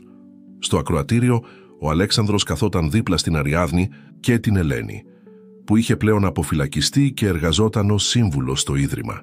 Ο Νίκος, που είχε γίνει διευθυντής ενός μεγάλου δημοσιογραφικού οργανισμού, χαμογελούσε περήφανα. «Αυτό το βιβλίο», συνέχισε η Σοφία, Δεν είναι μόνο η ιστορία μου, είναι η ιστορία όλων των παιδιών που πέρασαν από αυτό το ίδρυμα, των οικογενειών που επανενώθηκαν, των ονείρων που ξαναγεννήθηκαν, της ελπίδας που άνθησε μέσα από τις δυσκολίες. Στην πρώτη σειρά κάθονταν πολλά από τα παιδιά που είχαν μεγαλώσει μαζί της στο ίδρυμα. Μερικά είχαν γίνει δάσκαλοι, άλλα κοινωνικοί λειτουργοί, όλα τους αφοσιωμένα στο να βοηθούν άλλους ανθρώπους. Μάθαμε ότι η αληθινή δύναμη δεν βρίσκεται στο να κρύβεις μυστικά, αλλά στο να έχεις το θάρρος να αντιμετωπίζεις την αλήθεια. Ότι η πραγματική οικογένεια δεν ορίζεται μόνο από το αίμα, αλλά από την αγάπη και την αφοσίωση. Ο Αλέξανδρος ένιωσε τα μάτια του να υγραίνονται καθώς παρατηρούσε τη Σοφία. Δεν ήταν πια το τρομαγμένο κορίτσι που είχε συναντήσει εκείνη τη μοιραία νύχτα. Είχε μεταμορφωθεί σε μια δυνατή νέα γυναίκα, αποφασισμένη να κάνει τη διαφορά στον κόσμο. Και το πιο σημαντικό μάθημα, συνέχισε η Σοφία, είναι ότι η αλλαγή είναι πάντα δυνατή. Ότι κάθε τέλος μπορεί να γίνει μια νέα αρχή αν έχουμε το θάρρος να κάνουμε το πρώτο βήμα. Καθώς ολοκλήρωνε την ομιλία της, ένα μικρό κορίτσι από το ακροατήριο σήκωσε το χέρι της. «Πώς μπορούμε να ξέρουμε ότι θα τα καταφέρουμε?» ρώτησε με τρεμάμενη φωνή. Η Σοφία χαμογέλασε με ζεστασιά. «Κοίτα γύρω σου», είπε. «Βλέπεις όλους αυτούς τους ανθρώπους. Κάποτε έκαναν την ίδια ερώτηση. Και τώρα είναι εδώ ζωντανή απόδειξη ότι η ελπίδα πάντα νικά το σκοτάδι. Το ηλιοβασίλεμα έβαφε τον ουρανό της Αθήνας σε αποχρώσεις του χρυσού και του πορφυρού. Καθώς η οικογένεια συγκεντρώθηκε στον κήπο της ελπίδας για να γιορτάσει την επιτυχία του βιβλίου της Σοφίας, ο χώρος είχε μεταμορφωθεί τα τελευταία χρόνια. Τα δέντρα είχαν ψηλώσει, τα λουλούδια είχαν απλωθεί, δημιουργώντας ένα μικρό παράδεισο μέσα στην πόλη. «Θυμάσαι την πρώτη μέρα που φυτέψαμε αυτά τα δέντρα?» ρώτησε η Αριάδνη τη Σοφία, καθώς κάθονταν σε ένα από τα παγκάκια. «Πώς θα μπορούσα να το ξεχάσω?» απάντησε η Σοφία. «Ήταν η πρώτη φορά που ένιωσα ότι χτίζαμε κάτι που θα διαρκέσει». Ο Αλέξανδρος πλησίασε, κρατώντας 3 ποτήρια λεμονάδα. «Και κοίτα πόσο μεγάλωσαν», είπε. «Όπως και εμείς». Η Ελένη στεκόταν λίγο πιο πέρα μιλώντας με μια ομάδα νέων εθελοντών του Ιδρύματος. Το πρόσωπό της είχε μια γαλήνη που κάποτε έμοιαζε αδύνατη. «Ξέρετε τι σκέφτομαι», είπε η Σοφία, «ότι η ιστορία μας είναι σαν αυτόν τον κήπο. Ξεκίνησε από κάτι μικρό και δύσκολο, αλλά με φροντίδα και υπομονή. Άνθησε σε κάτι όμορφο». Ο Νίκος τους πλησίασε κρατώντας ένα φρέσκο αντίτυπο του βιβλίου της Σοφίας και συνεχίζει να ανθίζει, πρόσθεσε. «Οι παραγγελίες για το βιβλίο έρχονται από όλο τον κόσμο. Η ιστορία σου εμπνέει ανθρώπους παντού». «Όχι η ιστορία μου», διόρθωσε η Σοφία. «Η ιστορία μας. Η ιστορία όλων των ανθρώπων που τόλμησαν να πιστέψουν ότι η αλλαγή είναι δυνατή». Καθώς το σκοτάδι άρχιζε να πέφτει, άναψαν τα φώτα του κήπου δημιουργώντας ένα μαγικό σκηνικό. Παιδιά έπαιζαν ανάμεσα στα δέντρα, οι φωνές τους γεμάτες χαρά και ξεγνιασιά. «Μερικές φορές», είπε ο Αλέξανδρος, «σκέφτομαι τη μητέρα μου. Πόσο περήφανη θα ήταν αν έβλεπε τι δημιουργήσαμε εδώ». «Είναι εδώ», είπε η Ελένη που είχε πλησιάσει αθόρυβα. «Σε κάθε παιδί που βοηθάμε, σε κάθε οικογένεια που επανενώνεται, σε κάθε όνειρο που πραγματοποιείται». Η Σοφία σηκώθηκε και αγκάλιασε τον Αλέξανδρο και την Αριάδνη. «Ξέρετε τι λένε», είπε με ένα χαμόγελο. «Η οικογένεια δεν είναι πάντα αυτή στην οποία γεννιόμαστε, αλλά αυτή που επιλέγουμε και χτίζουμε με αγάπη». Καθώς η νύχτα προχωρούσε, η οικογένεια έμεινε στον κήπο, μοιραζόμενοι ιστορίες, γέλια και όνειρα για το μέλλον. Πάνω τους τα αστέρια έλαμπαν φωτεινά, υπενθυμίζοντάς τους ότι ακόμα και στην πιο σκοτεινή νύχτα το φως πάντα βρίσκει τον δρόμο του. Και κάπου σε έναν άλλο κήπο, σε μια άλλη πόλη, ένα άλλο παιδί διάβαζε το βιβλίο της Σοφίας και έβρισκε το θάρρος να κάνει το πρώτο βήμα προς το φως. Ο χειμώνας είχε φτάσει στην Αθήνα και το Ίδρυμα Νέα Ελπίδα ετοιμαζόταν για μια σημαντική επέκταση. Μετά την επιτυχία του βιβλίου της Σοφίας, ενδιαφέρον είχε εκδηλωθεί από διάφορες χώρες της Ευρώπης για τη δημιουργία παρόμοιων κέντρων. Το Παρίσι θέλει να είναι η πρώτη πόλη εκτός Ελλάδας που θα φιλοξενήσει παράρτημα του Ιδρύματος, ανακοίνωσε η Αριάδνη σε μια συνάντηση του Διοικητικού Συμβουλίου. Και το Βερολίνο έχει ήδη προσφέρει ένα κτίριο στο κέντρο της πόλης. Ο Αλέξανδρος κοίταξε γύρω το τραπέζι, όπου κάθονταν άνθρωποι που κάποτε ήταν αντίπαλοι και τώρα είχαν γίνει συνεργάτες σε αυτό το όραμα.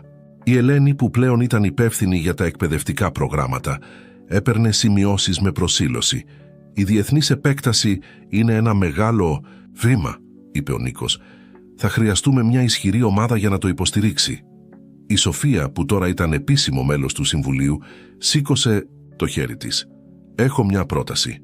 Τι θα λέγατε αν δημιουργούσαμε ένα πρόγραμμα ανταλλαγής, παιδιά από διαφορετικές χώρες να επισκέπτονται τα διάφορα παραρτήματα, να μοιράζονται τις εμπειρίες τους, να χτίζουν γέφυρες κατανόησης?»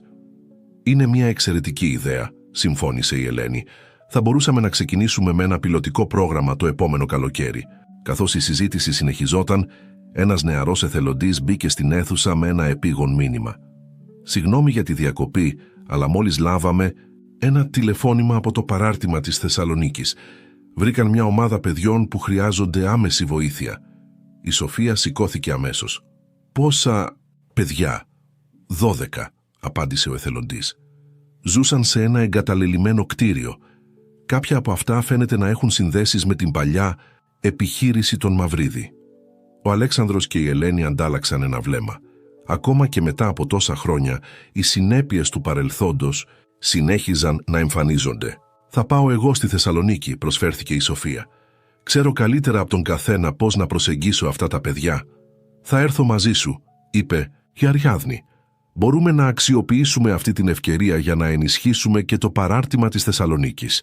Ο Αλέξανδρος ένιωσε ένα κύμα περηφάνειας να τον πλημμυρίζει, καθώς παρατηρούσε την κόρη του και τη Σοφία να οργανώνουν αμέσως το ταξίδι τους. Είχαν μεγαλώσει τόσο, είχαν γίνει τόσο δυνατές και αποφασιστικές. Το τρένο διέσχιζε την ελληνική ύπαιθρο, με τη Σοφία και την Αριάδνη να κάθονται σε ένα διαμέρισμα πρώτης θέσης, μελετώντας τους φακέλους με τις πληροφορίες για τα παιδιά της Θεσσαλονίκης. «Είναι σαν να βλέπω τον εαυτό μου πριν από μερικά χρόνια», είπε η Σοφία, κοιτάζοντας τις φωτογραφίες των παιδιών. Την ίδια έκφραση στα μάτια, την ίδια προσπάθεια να κρύψουν τον φόβο πίσω από μια μάσκα σκληρότητας. Η Αριάδνη άπλωσε το χέρι της και έσφιξε το χέρι της Σοφίας. «Αλλά αυτή τη φορά τα πράγματα θα είναι διαφορετικά. Έχουμε την εμπειρία, έχουμε τα μέσα να τα βοηθήσουμε πραγματικά». Το τοπίο έξω από το παράθυρο άλλαζε σταδιακά καθώς πλησίαζαν τη Θεσσαλονίκη. Η θάλασσα εμφανίστηκε στο βάθος και σύντομα το τρένο έμπαινε στην πόλη. Στο σταθμό της περίμενε η Μαρία, η διευθύντρια του τοπικού παραρτήματος του Ιδρύματος. «Καλώς ήρθατε στη Θεσσαλονίκη», της χαιρέτησε. «Τα παιδιά είναι ήδη στο κέντρο μας, είναι επιφυλακτικά, αλλά τουλάχιστον δέχτηκαν να μείνουν». Καθώς οδηγούσαν προς το κέντρο, η Μαρία τους ενημέρωσε για την κατάσταση. Το μεγαλύτερο παιδί, ο Πέτρος, είναι 14 ετών. Φαίνεται να είναι ο άτυπος ηγέτης της ομάδας.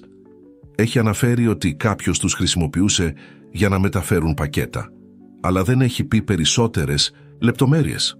Το κέντρο ήταν ένα ανακαινισμένο νεοκλασικό κτίριο με μεγάλο κήπο.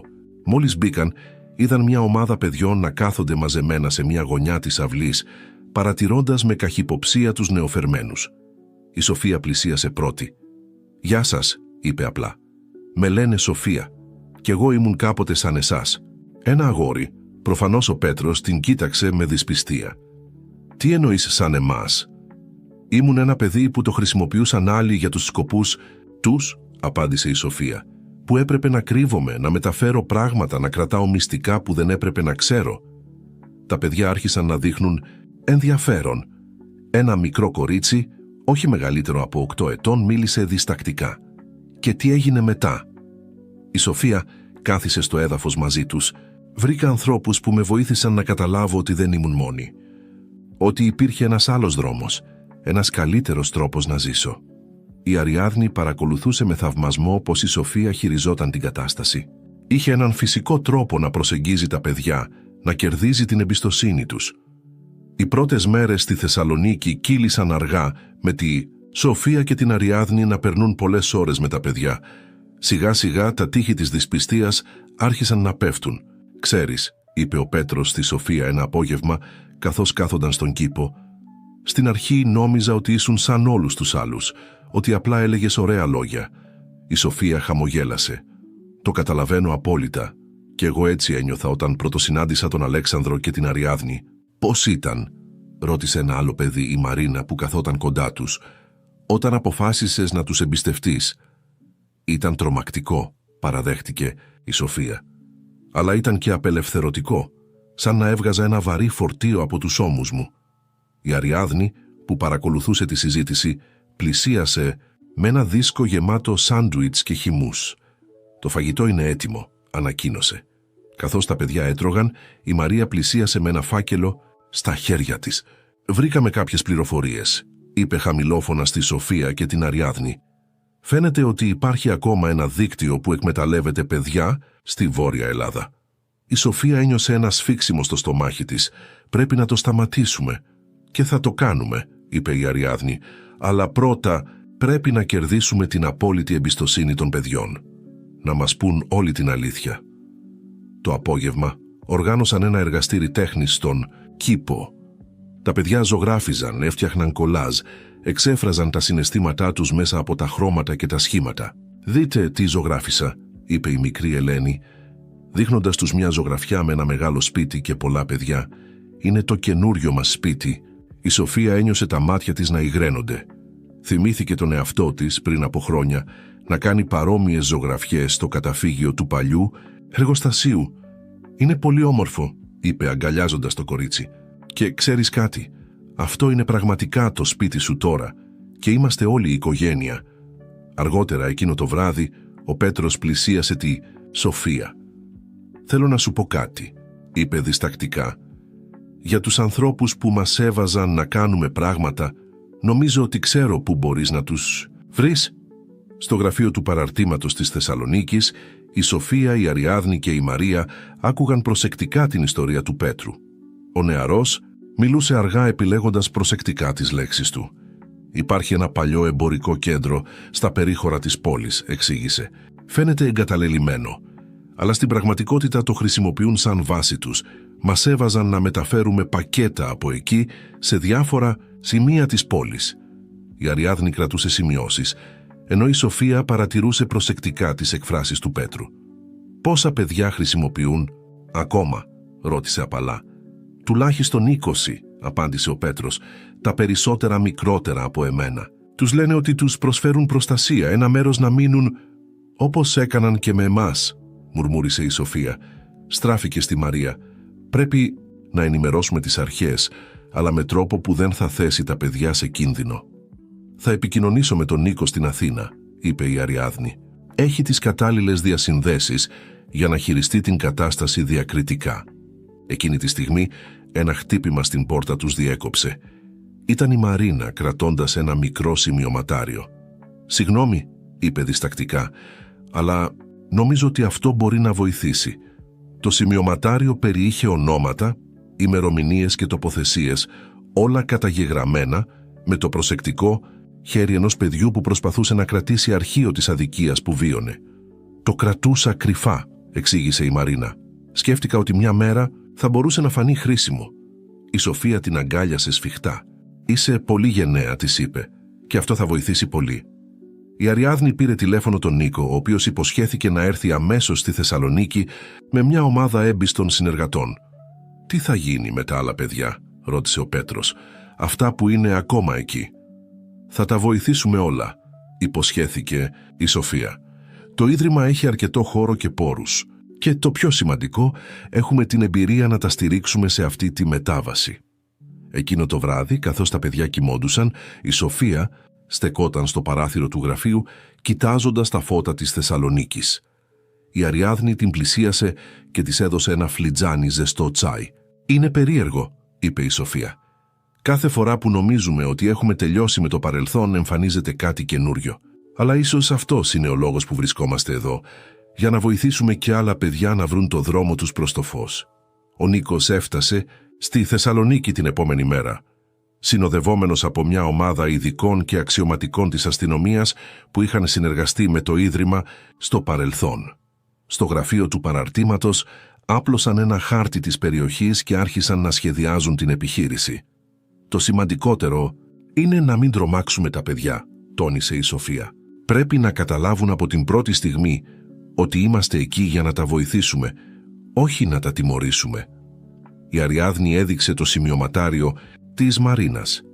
Σύμφωνα με αυτές τις σημειώσεις, τα περισσότερα παιδιά βρίσκονται στο εμπορικό κέντρο τις πρωινές ώρες, περιμένοντας οδηγίες για τις ημερήσιες αποστολές τους.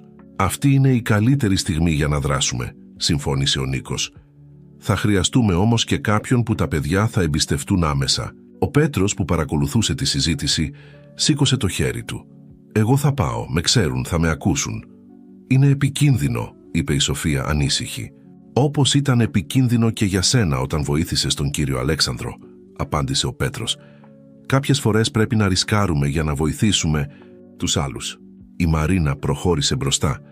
«Κι εγώ θα πάω. Ξέρω όλες τις κρυφές εισόδους και εξόδους του κτηρίου». Η ομάδα εργάστηκε όλη τη νύχτα, σχεδιάζοντας την κάθε λεπτομέρεια.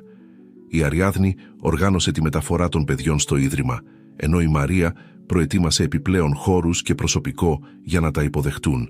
«Θυμάμαι την πρώτη μέρα που ήρθα στο Ίδρυμα», είπε η Σοφία καθώς ετοίμαζαν τα δωμάτια.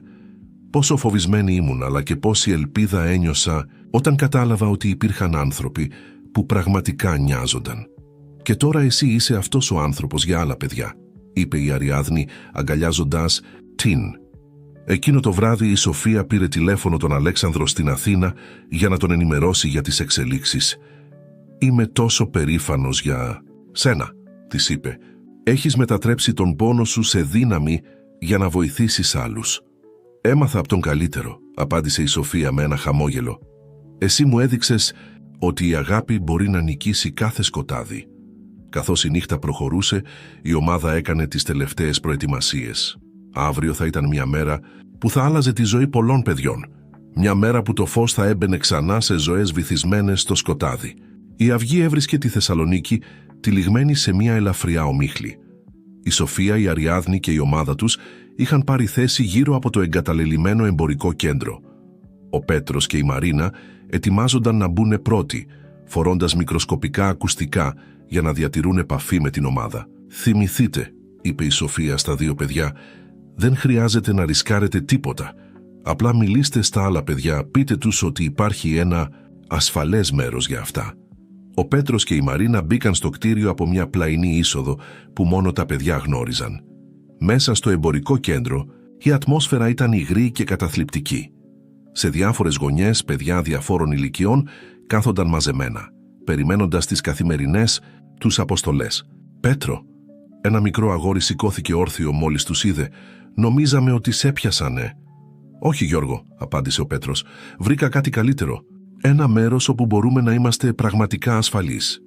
Σιγά σιγά περισσότερα παιδιά μαζεύτηκαν γύρω τους. Η Μαρίνα τους μίλησε για το Ίδρυμα, για το πώς τους είχαν φερθεί εκεί, για τα γεύματα, τα καθαρά κρεβάτια, τους ανθρώπους που πραγματικά νοιάζονταν. «Δεν είναι παγίδα?» ρώτησε ένα κορίτσι. «Όχι», είπε η Μαρίνα βγάζοντας φωτογραφίες από την τσέπη της. «Κοιτάξτε, αυτές είναι από το νέο μας σπίτι. Και έξω περιμένει κάποια που πέρασε τα ίδια με μας και τώρα βοηθάει άλλα παιδιά». Ξαφνικά ακούστηκαν φωνές από την κεντρική είσοδο. Οι άνθρωποι που εκμεταλλεύονταν τα παιδιά είχαν φτάσει για την καθημερινή τους επίσκεψη. «Τώρα», ψιθύρισε ο Πέτρος στο ακουστικό του, «η αστυνομία μπήκε στο κτίριο από όλες τις εισόδους, ενώ η Σοφία και η Αριάδνη έτρεξαν προς τα παιδιά. «Δεν χρειάζεται να φοβάστε», είπε η Σοφία στα τρομαγμένα παιδιά. «Είμαι η Σοφία και ξέρω ακριβώς πώς νιώθετε. Κανείς δεν θα σας ξαναχρησιμοποιήσει ποτέ». Η Αριάδνη οργάνωσε γρήγορα τη μεταφορά των παιδιών στα λεωφορεία που περίμεναν έξω. Κάθε παιδί έπαιρνε μια κουβέρτα και ένα ζεστό ρόφημα μόλις έμπαινε στο λεωφορείο. «Πού πηγαίνουμε?» ρώτησε το μικρότερο παιδί κρατώντας σφιχτά την κουβέρτα του. «Σε ένα μέρος όπου θα μπορείτε επιτέλους να είστε παιδιά», απάντησε η Σοφία. «Όπου θα μπορείτε να παίζετε, να μαθαίνετε, να ονειρεύεστε. Ένα μέρος που θα γίνει το πραγματικό σας σπίτι». Οι πρώτες εβδομάδες στο παράρτημα της Θεσσαλονίκης ήταν γεμάτες προκλήσεις και μικρές νίκες. Κάθε μέρα έφερνε μία νέα ανακάλυψη, μία νέα πρόοδο στη ζωή των παιδιών που είχαν διασωθεί. «Είναι εκπληκτικό πώς αλλάζουν», είπε η Μαρία στη Σοφία, καθώς παρακολουθούσαν τα παιδιά να παίζουν στον κήπο. «Κάθε μέρα βλέπω περισσότερα χαμόγελα, ακούω περισσότερο γέλιο». Η Σοφία παρατηρούσε με συγκίνηση τον μικρό Γιώργο, που πριν από λίγες εβδομάδες ήταν τόσο φοβισμένος να διδάσκει στα άλλα παιδιά πώς να φτιάχνουν χάρτινα αεροπλανάκια. «Ξέρεις», είπε στη Μαρία, «μερικές φορές ξεχνάμε πόσο ανθεκτικά είναι τα παιδιά. Πόσο γρήγορα μπορούν να θεραπευτούν όταν τους δώσεις την ευκαιρία». Η Αριάδνη μπήκε στο γραφείο κρατώντας μερικούς φακέλους. «Έχω καλά νέα», ανακοίνωσε. «Βρήκαμε τις οικογένειες 5 από τα παιδιά. Είναι όλες πρόθυμες να επανενωθούν μαζί τους, με την υποστήριξη του Ιδρύματος φυσικά». «Και τα υπόλοιπα παιδιά?» ρώτησε η Μαρία. «Για κάποια θα χρειαστεί περισσότερος χρόνος», απάντησε η Αριάδνη. «Αλλά στο μεταξύ είμαστε η οικογένειά τους και έχουμε εκπλήξεις για αυτά».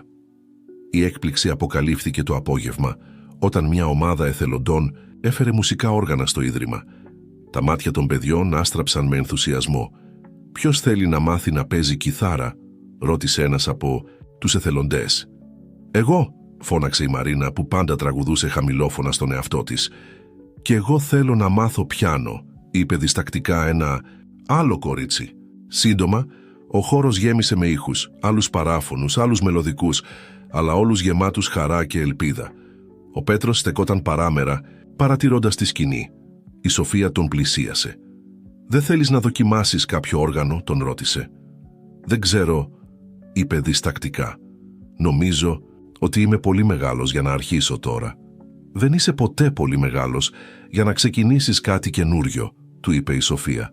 «Κοίτα εμένα, ξεκίνησα μια καινούρια ζωή όταν ήμουν στην ηλικία σου και τώρα βοηθάω άλλα παιδιά να κάνουν το ίδιο». Ο Πέτρος την κοίταξε σκεπτικός. «Θα μπορούσα ίσως να δοκιμάσω το βιολί», είπε τελικά. «Φυσικά», χαμογέλασε η Σοφία. «Και ξέρεις κάτι, νομίζω ότι θα γίνεις υπέροχος μουσικός». 3 μήνες μετά την έναρξη των μαθημάτων μουσικής, το παράρτημα της Θεσσαλονίκης ετοιμαζόταν για την πρώτη του συναυλία. Τα παιδιά είχαν προετοιμαστεί εντατικά και ο ενθουσιασμός τους ήταν μεταδοτικός. Ο Αλέξανδρος είχε έρθει από την Αθήνα για να παρακολουθήσει την εκδήλωση μαζί με την Ελένη, που είχε πάρει ειδική άδεια για να παρευρεθεί. Στεκόντουσαν στο πίσω μέρος της αίθουσας εκδηλώσεων, παρατηρώντας τις τελευταίες προετοιμασίες. «Θυμάσαι», είπε η Ελένη στον Αλέξανδρο, «όταν ήμασταν μικροί η μητέρα σου έπαιζε πιάνο κάθε απόγευμα. Έλεγε πάντα ότι η μουσική έχει τη δύναμη να θεραπεύει τις πληγωμένες ψυχές». «Και είχε δίκιο», απάντησε ο Αλέξανδρος, κοιτάζοντας τα παιδιά που ετοίμαζαν τα όργανά τους. Η Σοφία και η Αριάδνη βοηθούσαν τα παιδιά με τις τελευταίες πρόβες. Ο Πέτρος, με το βιολί του στον ώμο, έδειχνε να έχει βρει επιτέλους κάτι που τον έκανε να νιώθει περήφανος. «Είσαι έτοιμος?» τον ρώτησε η Σοφία. «Νομίζω ναι», απάντησε εκείνος, «αν και φοβάμαι λίγο». «Ο φόβος είναι φυσιολογικός», του είπε, «αλλά θυμήσου, δεν είσαι μόνος σου εδώ. Είμαστε όλοι μαζί». Η αίθουσα γέμισε με κόσμο. Γονείς που είχαν επανενωθεί με τα παιδιά τους, εθελοντές του Ιδρύματος, μέλη της τοπικής κοινωνίας. Η Μαρία καλωσόρισε το κοινό και εξήγησε το σκοπό της βραδιάς. «Αυτή η συναυλία», είπε, «δεν είναι απλά μια μουσική παράσταση. Είναι μια γιορτή της ανθεκτικότητας του ανθρώπινου πνεύματος, της δύναμης της αγάπης και της πίστης ότι κάθε παιδί αξίζει μια ευκαιρία να λάμψει». Η συναυλία ξεκίνησε με τη Μαρίνα να τραγουδά ένα παραδοσιακό τραγούδι, συνοδευόμενη από την κιθάρα της. Η φωνή της, καθαρή και δυνατή, γέμισε την αίθουσα με συγκίνηση. Ακολούθησαν κι άλλα παιδιά, το καθένα παρουσιάζοντας αυτό που είχε μάθει. Κάποια έπαιζαν μόνα τους, άλλα σε μικρά σύνολα. Κάθε παρουσίαση ήταν μια μικρή νίκη, ένα βήμα προς την αυτοπεποίθηση και την αυτοέκφραση. Στο τέλος της βραδιάς, ο Πέτρος ανέβηκε στη σκηνή με το βιολί του. Για λίγα δευτερόλεπτα στάθηκε ακίνητος, κοιτάζοντας το κοινό. Μετά έκλεισε τα μάτια του και άρχισε να παίζει. Η μελωδία που βγήκε από το βιολί του ήταν γεμάτη συναίσθημα, χαρά και λύπη, πόνο και ελπίδα. Ήταν σαν να έβαζε όλη την ιστορία του, όλα όσα είχε ζήσει σε αυτή τη μουσική. 1 χρόνο μετά τη συναυλία στη Θεσσαλονίκη, το Ίδρυμα Νέα Ελπίδα γιόρταζε την επέκτασή του σε 15 πόλεις σε όλη την Ευρώπη. Στον κήπο του κεντρικού κτηρίου στην Αθήνα, οικογένειες και παιδιά από όλα τα παραρτήματα είχαν συγκεντρωθεί για μια ξεχωριστή εκδήλωση. Η Σοφία, 20 ετών πια, στεκόταν στο βήμα κοιτάζοντας το πλήθος με συγκίνηση. Δίπλα της στέκονταν ο Αλέξανδρος, η Αριάδνη, η Ελένη και ο Νίκος, η οικογένειά της, οι άνθρωποι που είχαν αλλάξει τη ζωή της. Πριν από 7 χρόνια, άρχισε να μιλάει, Ήμουν ένα χαμένο κορίτσι στους δρόμους της Αθήνας. Σήμερα στέκομαι μπροστά σας ως ζωντανή απόδειξη ότι η αγάπη μπορεί να αλλάξει τα πάντα. Στο κοινό, ο Πέτρος καθόταν με το βιολί του. Είχε γίνει ένας ταλαντούχος μουσικός και τώρα δίδασκε μουσική σε άλλα παιδιά του Ιδρύματος. Δίπλα του, η Μαρίνα που είχε μόλις ξεκινήσει τις σπουδές της στην κοινωνική εργασία. «Κοιτάζω γύρω μου», συνέχισε η Σοφία, «και βλέπω εκατοντάδες ιστορίες αλλαγής και ελπίδας. Βλέπω παιδιά που βρήκαν το θάρρος να ονειρευτούν ξανά. Βλέπω οικογένειες που επανενώθηκαν. Βλέπω ανθρώπους που επέλεξαν να σταθούν στο φως αντί να μείνουν στο σκοτάδι». Η Ελένη σκούπισε ένα δάκρυ καθώς άκουγε τα λόγια της Σοφίας. Είχε περάσει τόσο δρόμο από την εποχή που ήταν φυλακισμένη όχι μόνο κυριολεκτικά, αλλά και στα δικά της λάθη. «Σήμερα», συνέχισε η Σοφία, «ανακοινώνουμε ένα νέο πρόγραμμα. Το Ίδρυμα Νέα Ελπίδα θα προσφέρει πλήρεις υποτροφίες σε όλα τα παιδιά που θέλουν να σπουδάσουν, γιατί πιστεύουμε ότι η εκπαίδευση είναι το κλειδί για ένα καλύτερο μέλλον». Χειροκροτήματα γέμισαν τον κήπο. Ο Αλέξανδρος κοίταξε την κόρη του, την Αριάδνη, και τη Σοφία, τις δύο κόρες της καρδιάς του, και ένιωσε την καρδιά του να φουσκώνει από περηφάνεια. «Αλλά το πιο σημαντικό μάθημα που μάθαμε», είπε η Σοφία, «είναι ότι η πραγματική οικογένεια δεν ορίζεται από το αίμα, αλλά από την αγάπη, και ότι κάθε παιδί, κάθε άνθρωπος αξίζει μια δεύτερη ευκαιρία». Καθώς τελείωνε την ομιλία της, ο Πέτρος σηκώθηκε και άρχισε να παίζει στο βιολί του μια μελωδία που είχε συνθέσει ειδικά για την περίσταση. Μια μελωδία που μιλούσε για πόνο και λύτρωση, για χαμένα όνειρα που ξαναβρέθηκαν, για την ατελείωτη δύναμη της ανθρώπινης καρδιάς. Το ηλιοβασίλεμα έβαφε τον ουρανό της Αθήνας σε αποχρώσεις του χρυσού και του πορφυρού, καθώς η εκδήλωση στον κήπο του Ιδρύματος έφτανε στο τέλος της. Οι καλεσμένοι είχαν αρχίσει να αποχωρούν, αφήνοντας πίσω τους τον απόϊχο των γέλιων και των συζητήσεων. Η Σοφία στεκόταν στο αγαπημένο της σημείο στον κήπο, κάτω από τη μιλιά που είχαν φυτέψει πριν από χρόνια. Ο Αλέξανδρος την πλησίασε, κρατώντας 2 φλιτζάνια ζεστό τσάι. «Σκέφτομαι την πρώτη μας συνάντηση», είπε η Σοφία παίρνοντας το φλιτζάνι. «Πόσο φοβισμένη ήμουν, πόσο δύσπιστη. Κι εγώ ήμουν χαμένος τότε», απάντησε ο Αλέξανδρος. «Αλλά εσύ με οδήγησες πίσω στο φως». Η Αριάδνη τους πλησίασε μαζί με την Ελένη. «Το πρόγραμμα υποτροφιών είναι μόνο η αρχή», είπε με ενθουσιασμό. «Έχω τόσες ιδέες για το πώς μπορούμε να επεκτείνουμε το έργο μας. Και θα τις πραγματοποιήσουμε όλες», είπε η Ελένη. «Γιατί αυτή είναι η κληρονομιά που θέλω να αφήσω πίσω μου. Όχι μια αυτοκρατορία χτισμένη στο σκοτάδι, αλλά ένα φάρο ελπίδας για όσους το χρειάζονται». Ο Νίκος εμφανίστηκε με τον Πέτρο και τη Μαρίνα. «Μόλις πήρα νέα από το Παρίσι», ανακοίνωσε. «Το καινούριο παράρτημα είναι έτοιμο να ανοίξει τις πόρτες του. Και εγώ θα πάω εκεί για να βοηθήσω στην οργάνωση του μουσικού προγράμματος», είπε ο Πέτρος με περηφάνεια. «Ο κύκλος συνεχίζεται», παρατήρησε η Σοφία. «Τα παιδιά που βοηθήσαμε γίνονται τώρα αυτοί που βοηθούν άλλα παιδιά». Καθώς η νύχτα έπεφτε, άναψαν τα φώτα του κήπου, δημιουργώντας ένα μαγικό σκηνικό. Η Μαρίνα άρχισε να τραγουδά απαλά και ο Πέτρος τη συνόδεψε με το βιολί του. «Ξέρετε τι σκέφτομαι», είπε η Σοφία κοιτάζοντας την οικογένειά της. «Ότι μερικές φορές χρειάζεται να περάσεις μέσα από το σκοτάδι για να εκτιμήσεις πραγματικά το φως. Και ότι η πιο μεγάλη δύναμη δεν είναι το να μην πέφτεις ποτέ, αλλά το να σηκώνεσαι κάθε φορά και να βοηθάς και άλλους να σηκωθούν. Και αυτό ακριβώς θα συνεχίσουμε να κάνουμε», είπε ο Αλέξανδρος αγκαλιάζοντας τις κόρες του. Πάνω τους τα αστέρια άρχισαν να εμφανίζονται στον ουρανό, λαμπερά και ελπιδοφόρα, όπως τα όνειρα όλων των παιδιών που είχαν βρει καταφύγιο στο Ίδρυμα Νέα Ελπίδα. Η ιστορία τους ήταν μια υπενθύμηση ότι ακόμα και στις πιο σκοτεινές νύχτες υπάρχει πάντα η υπόσχεση της αυγής.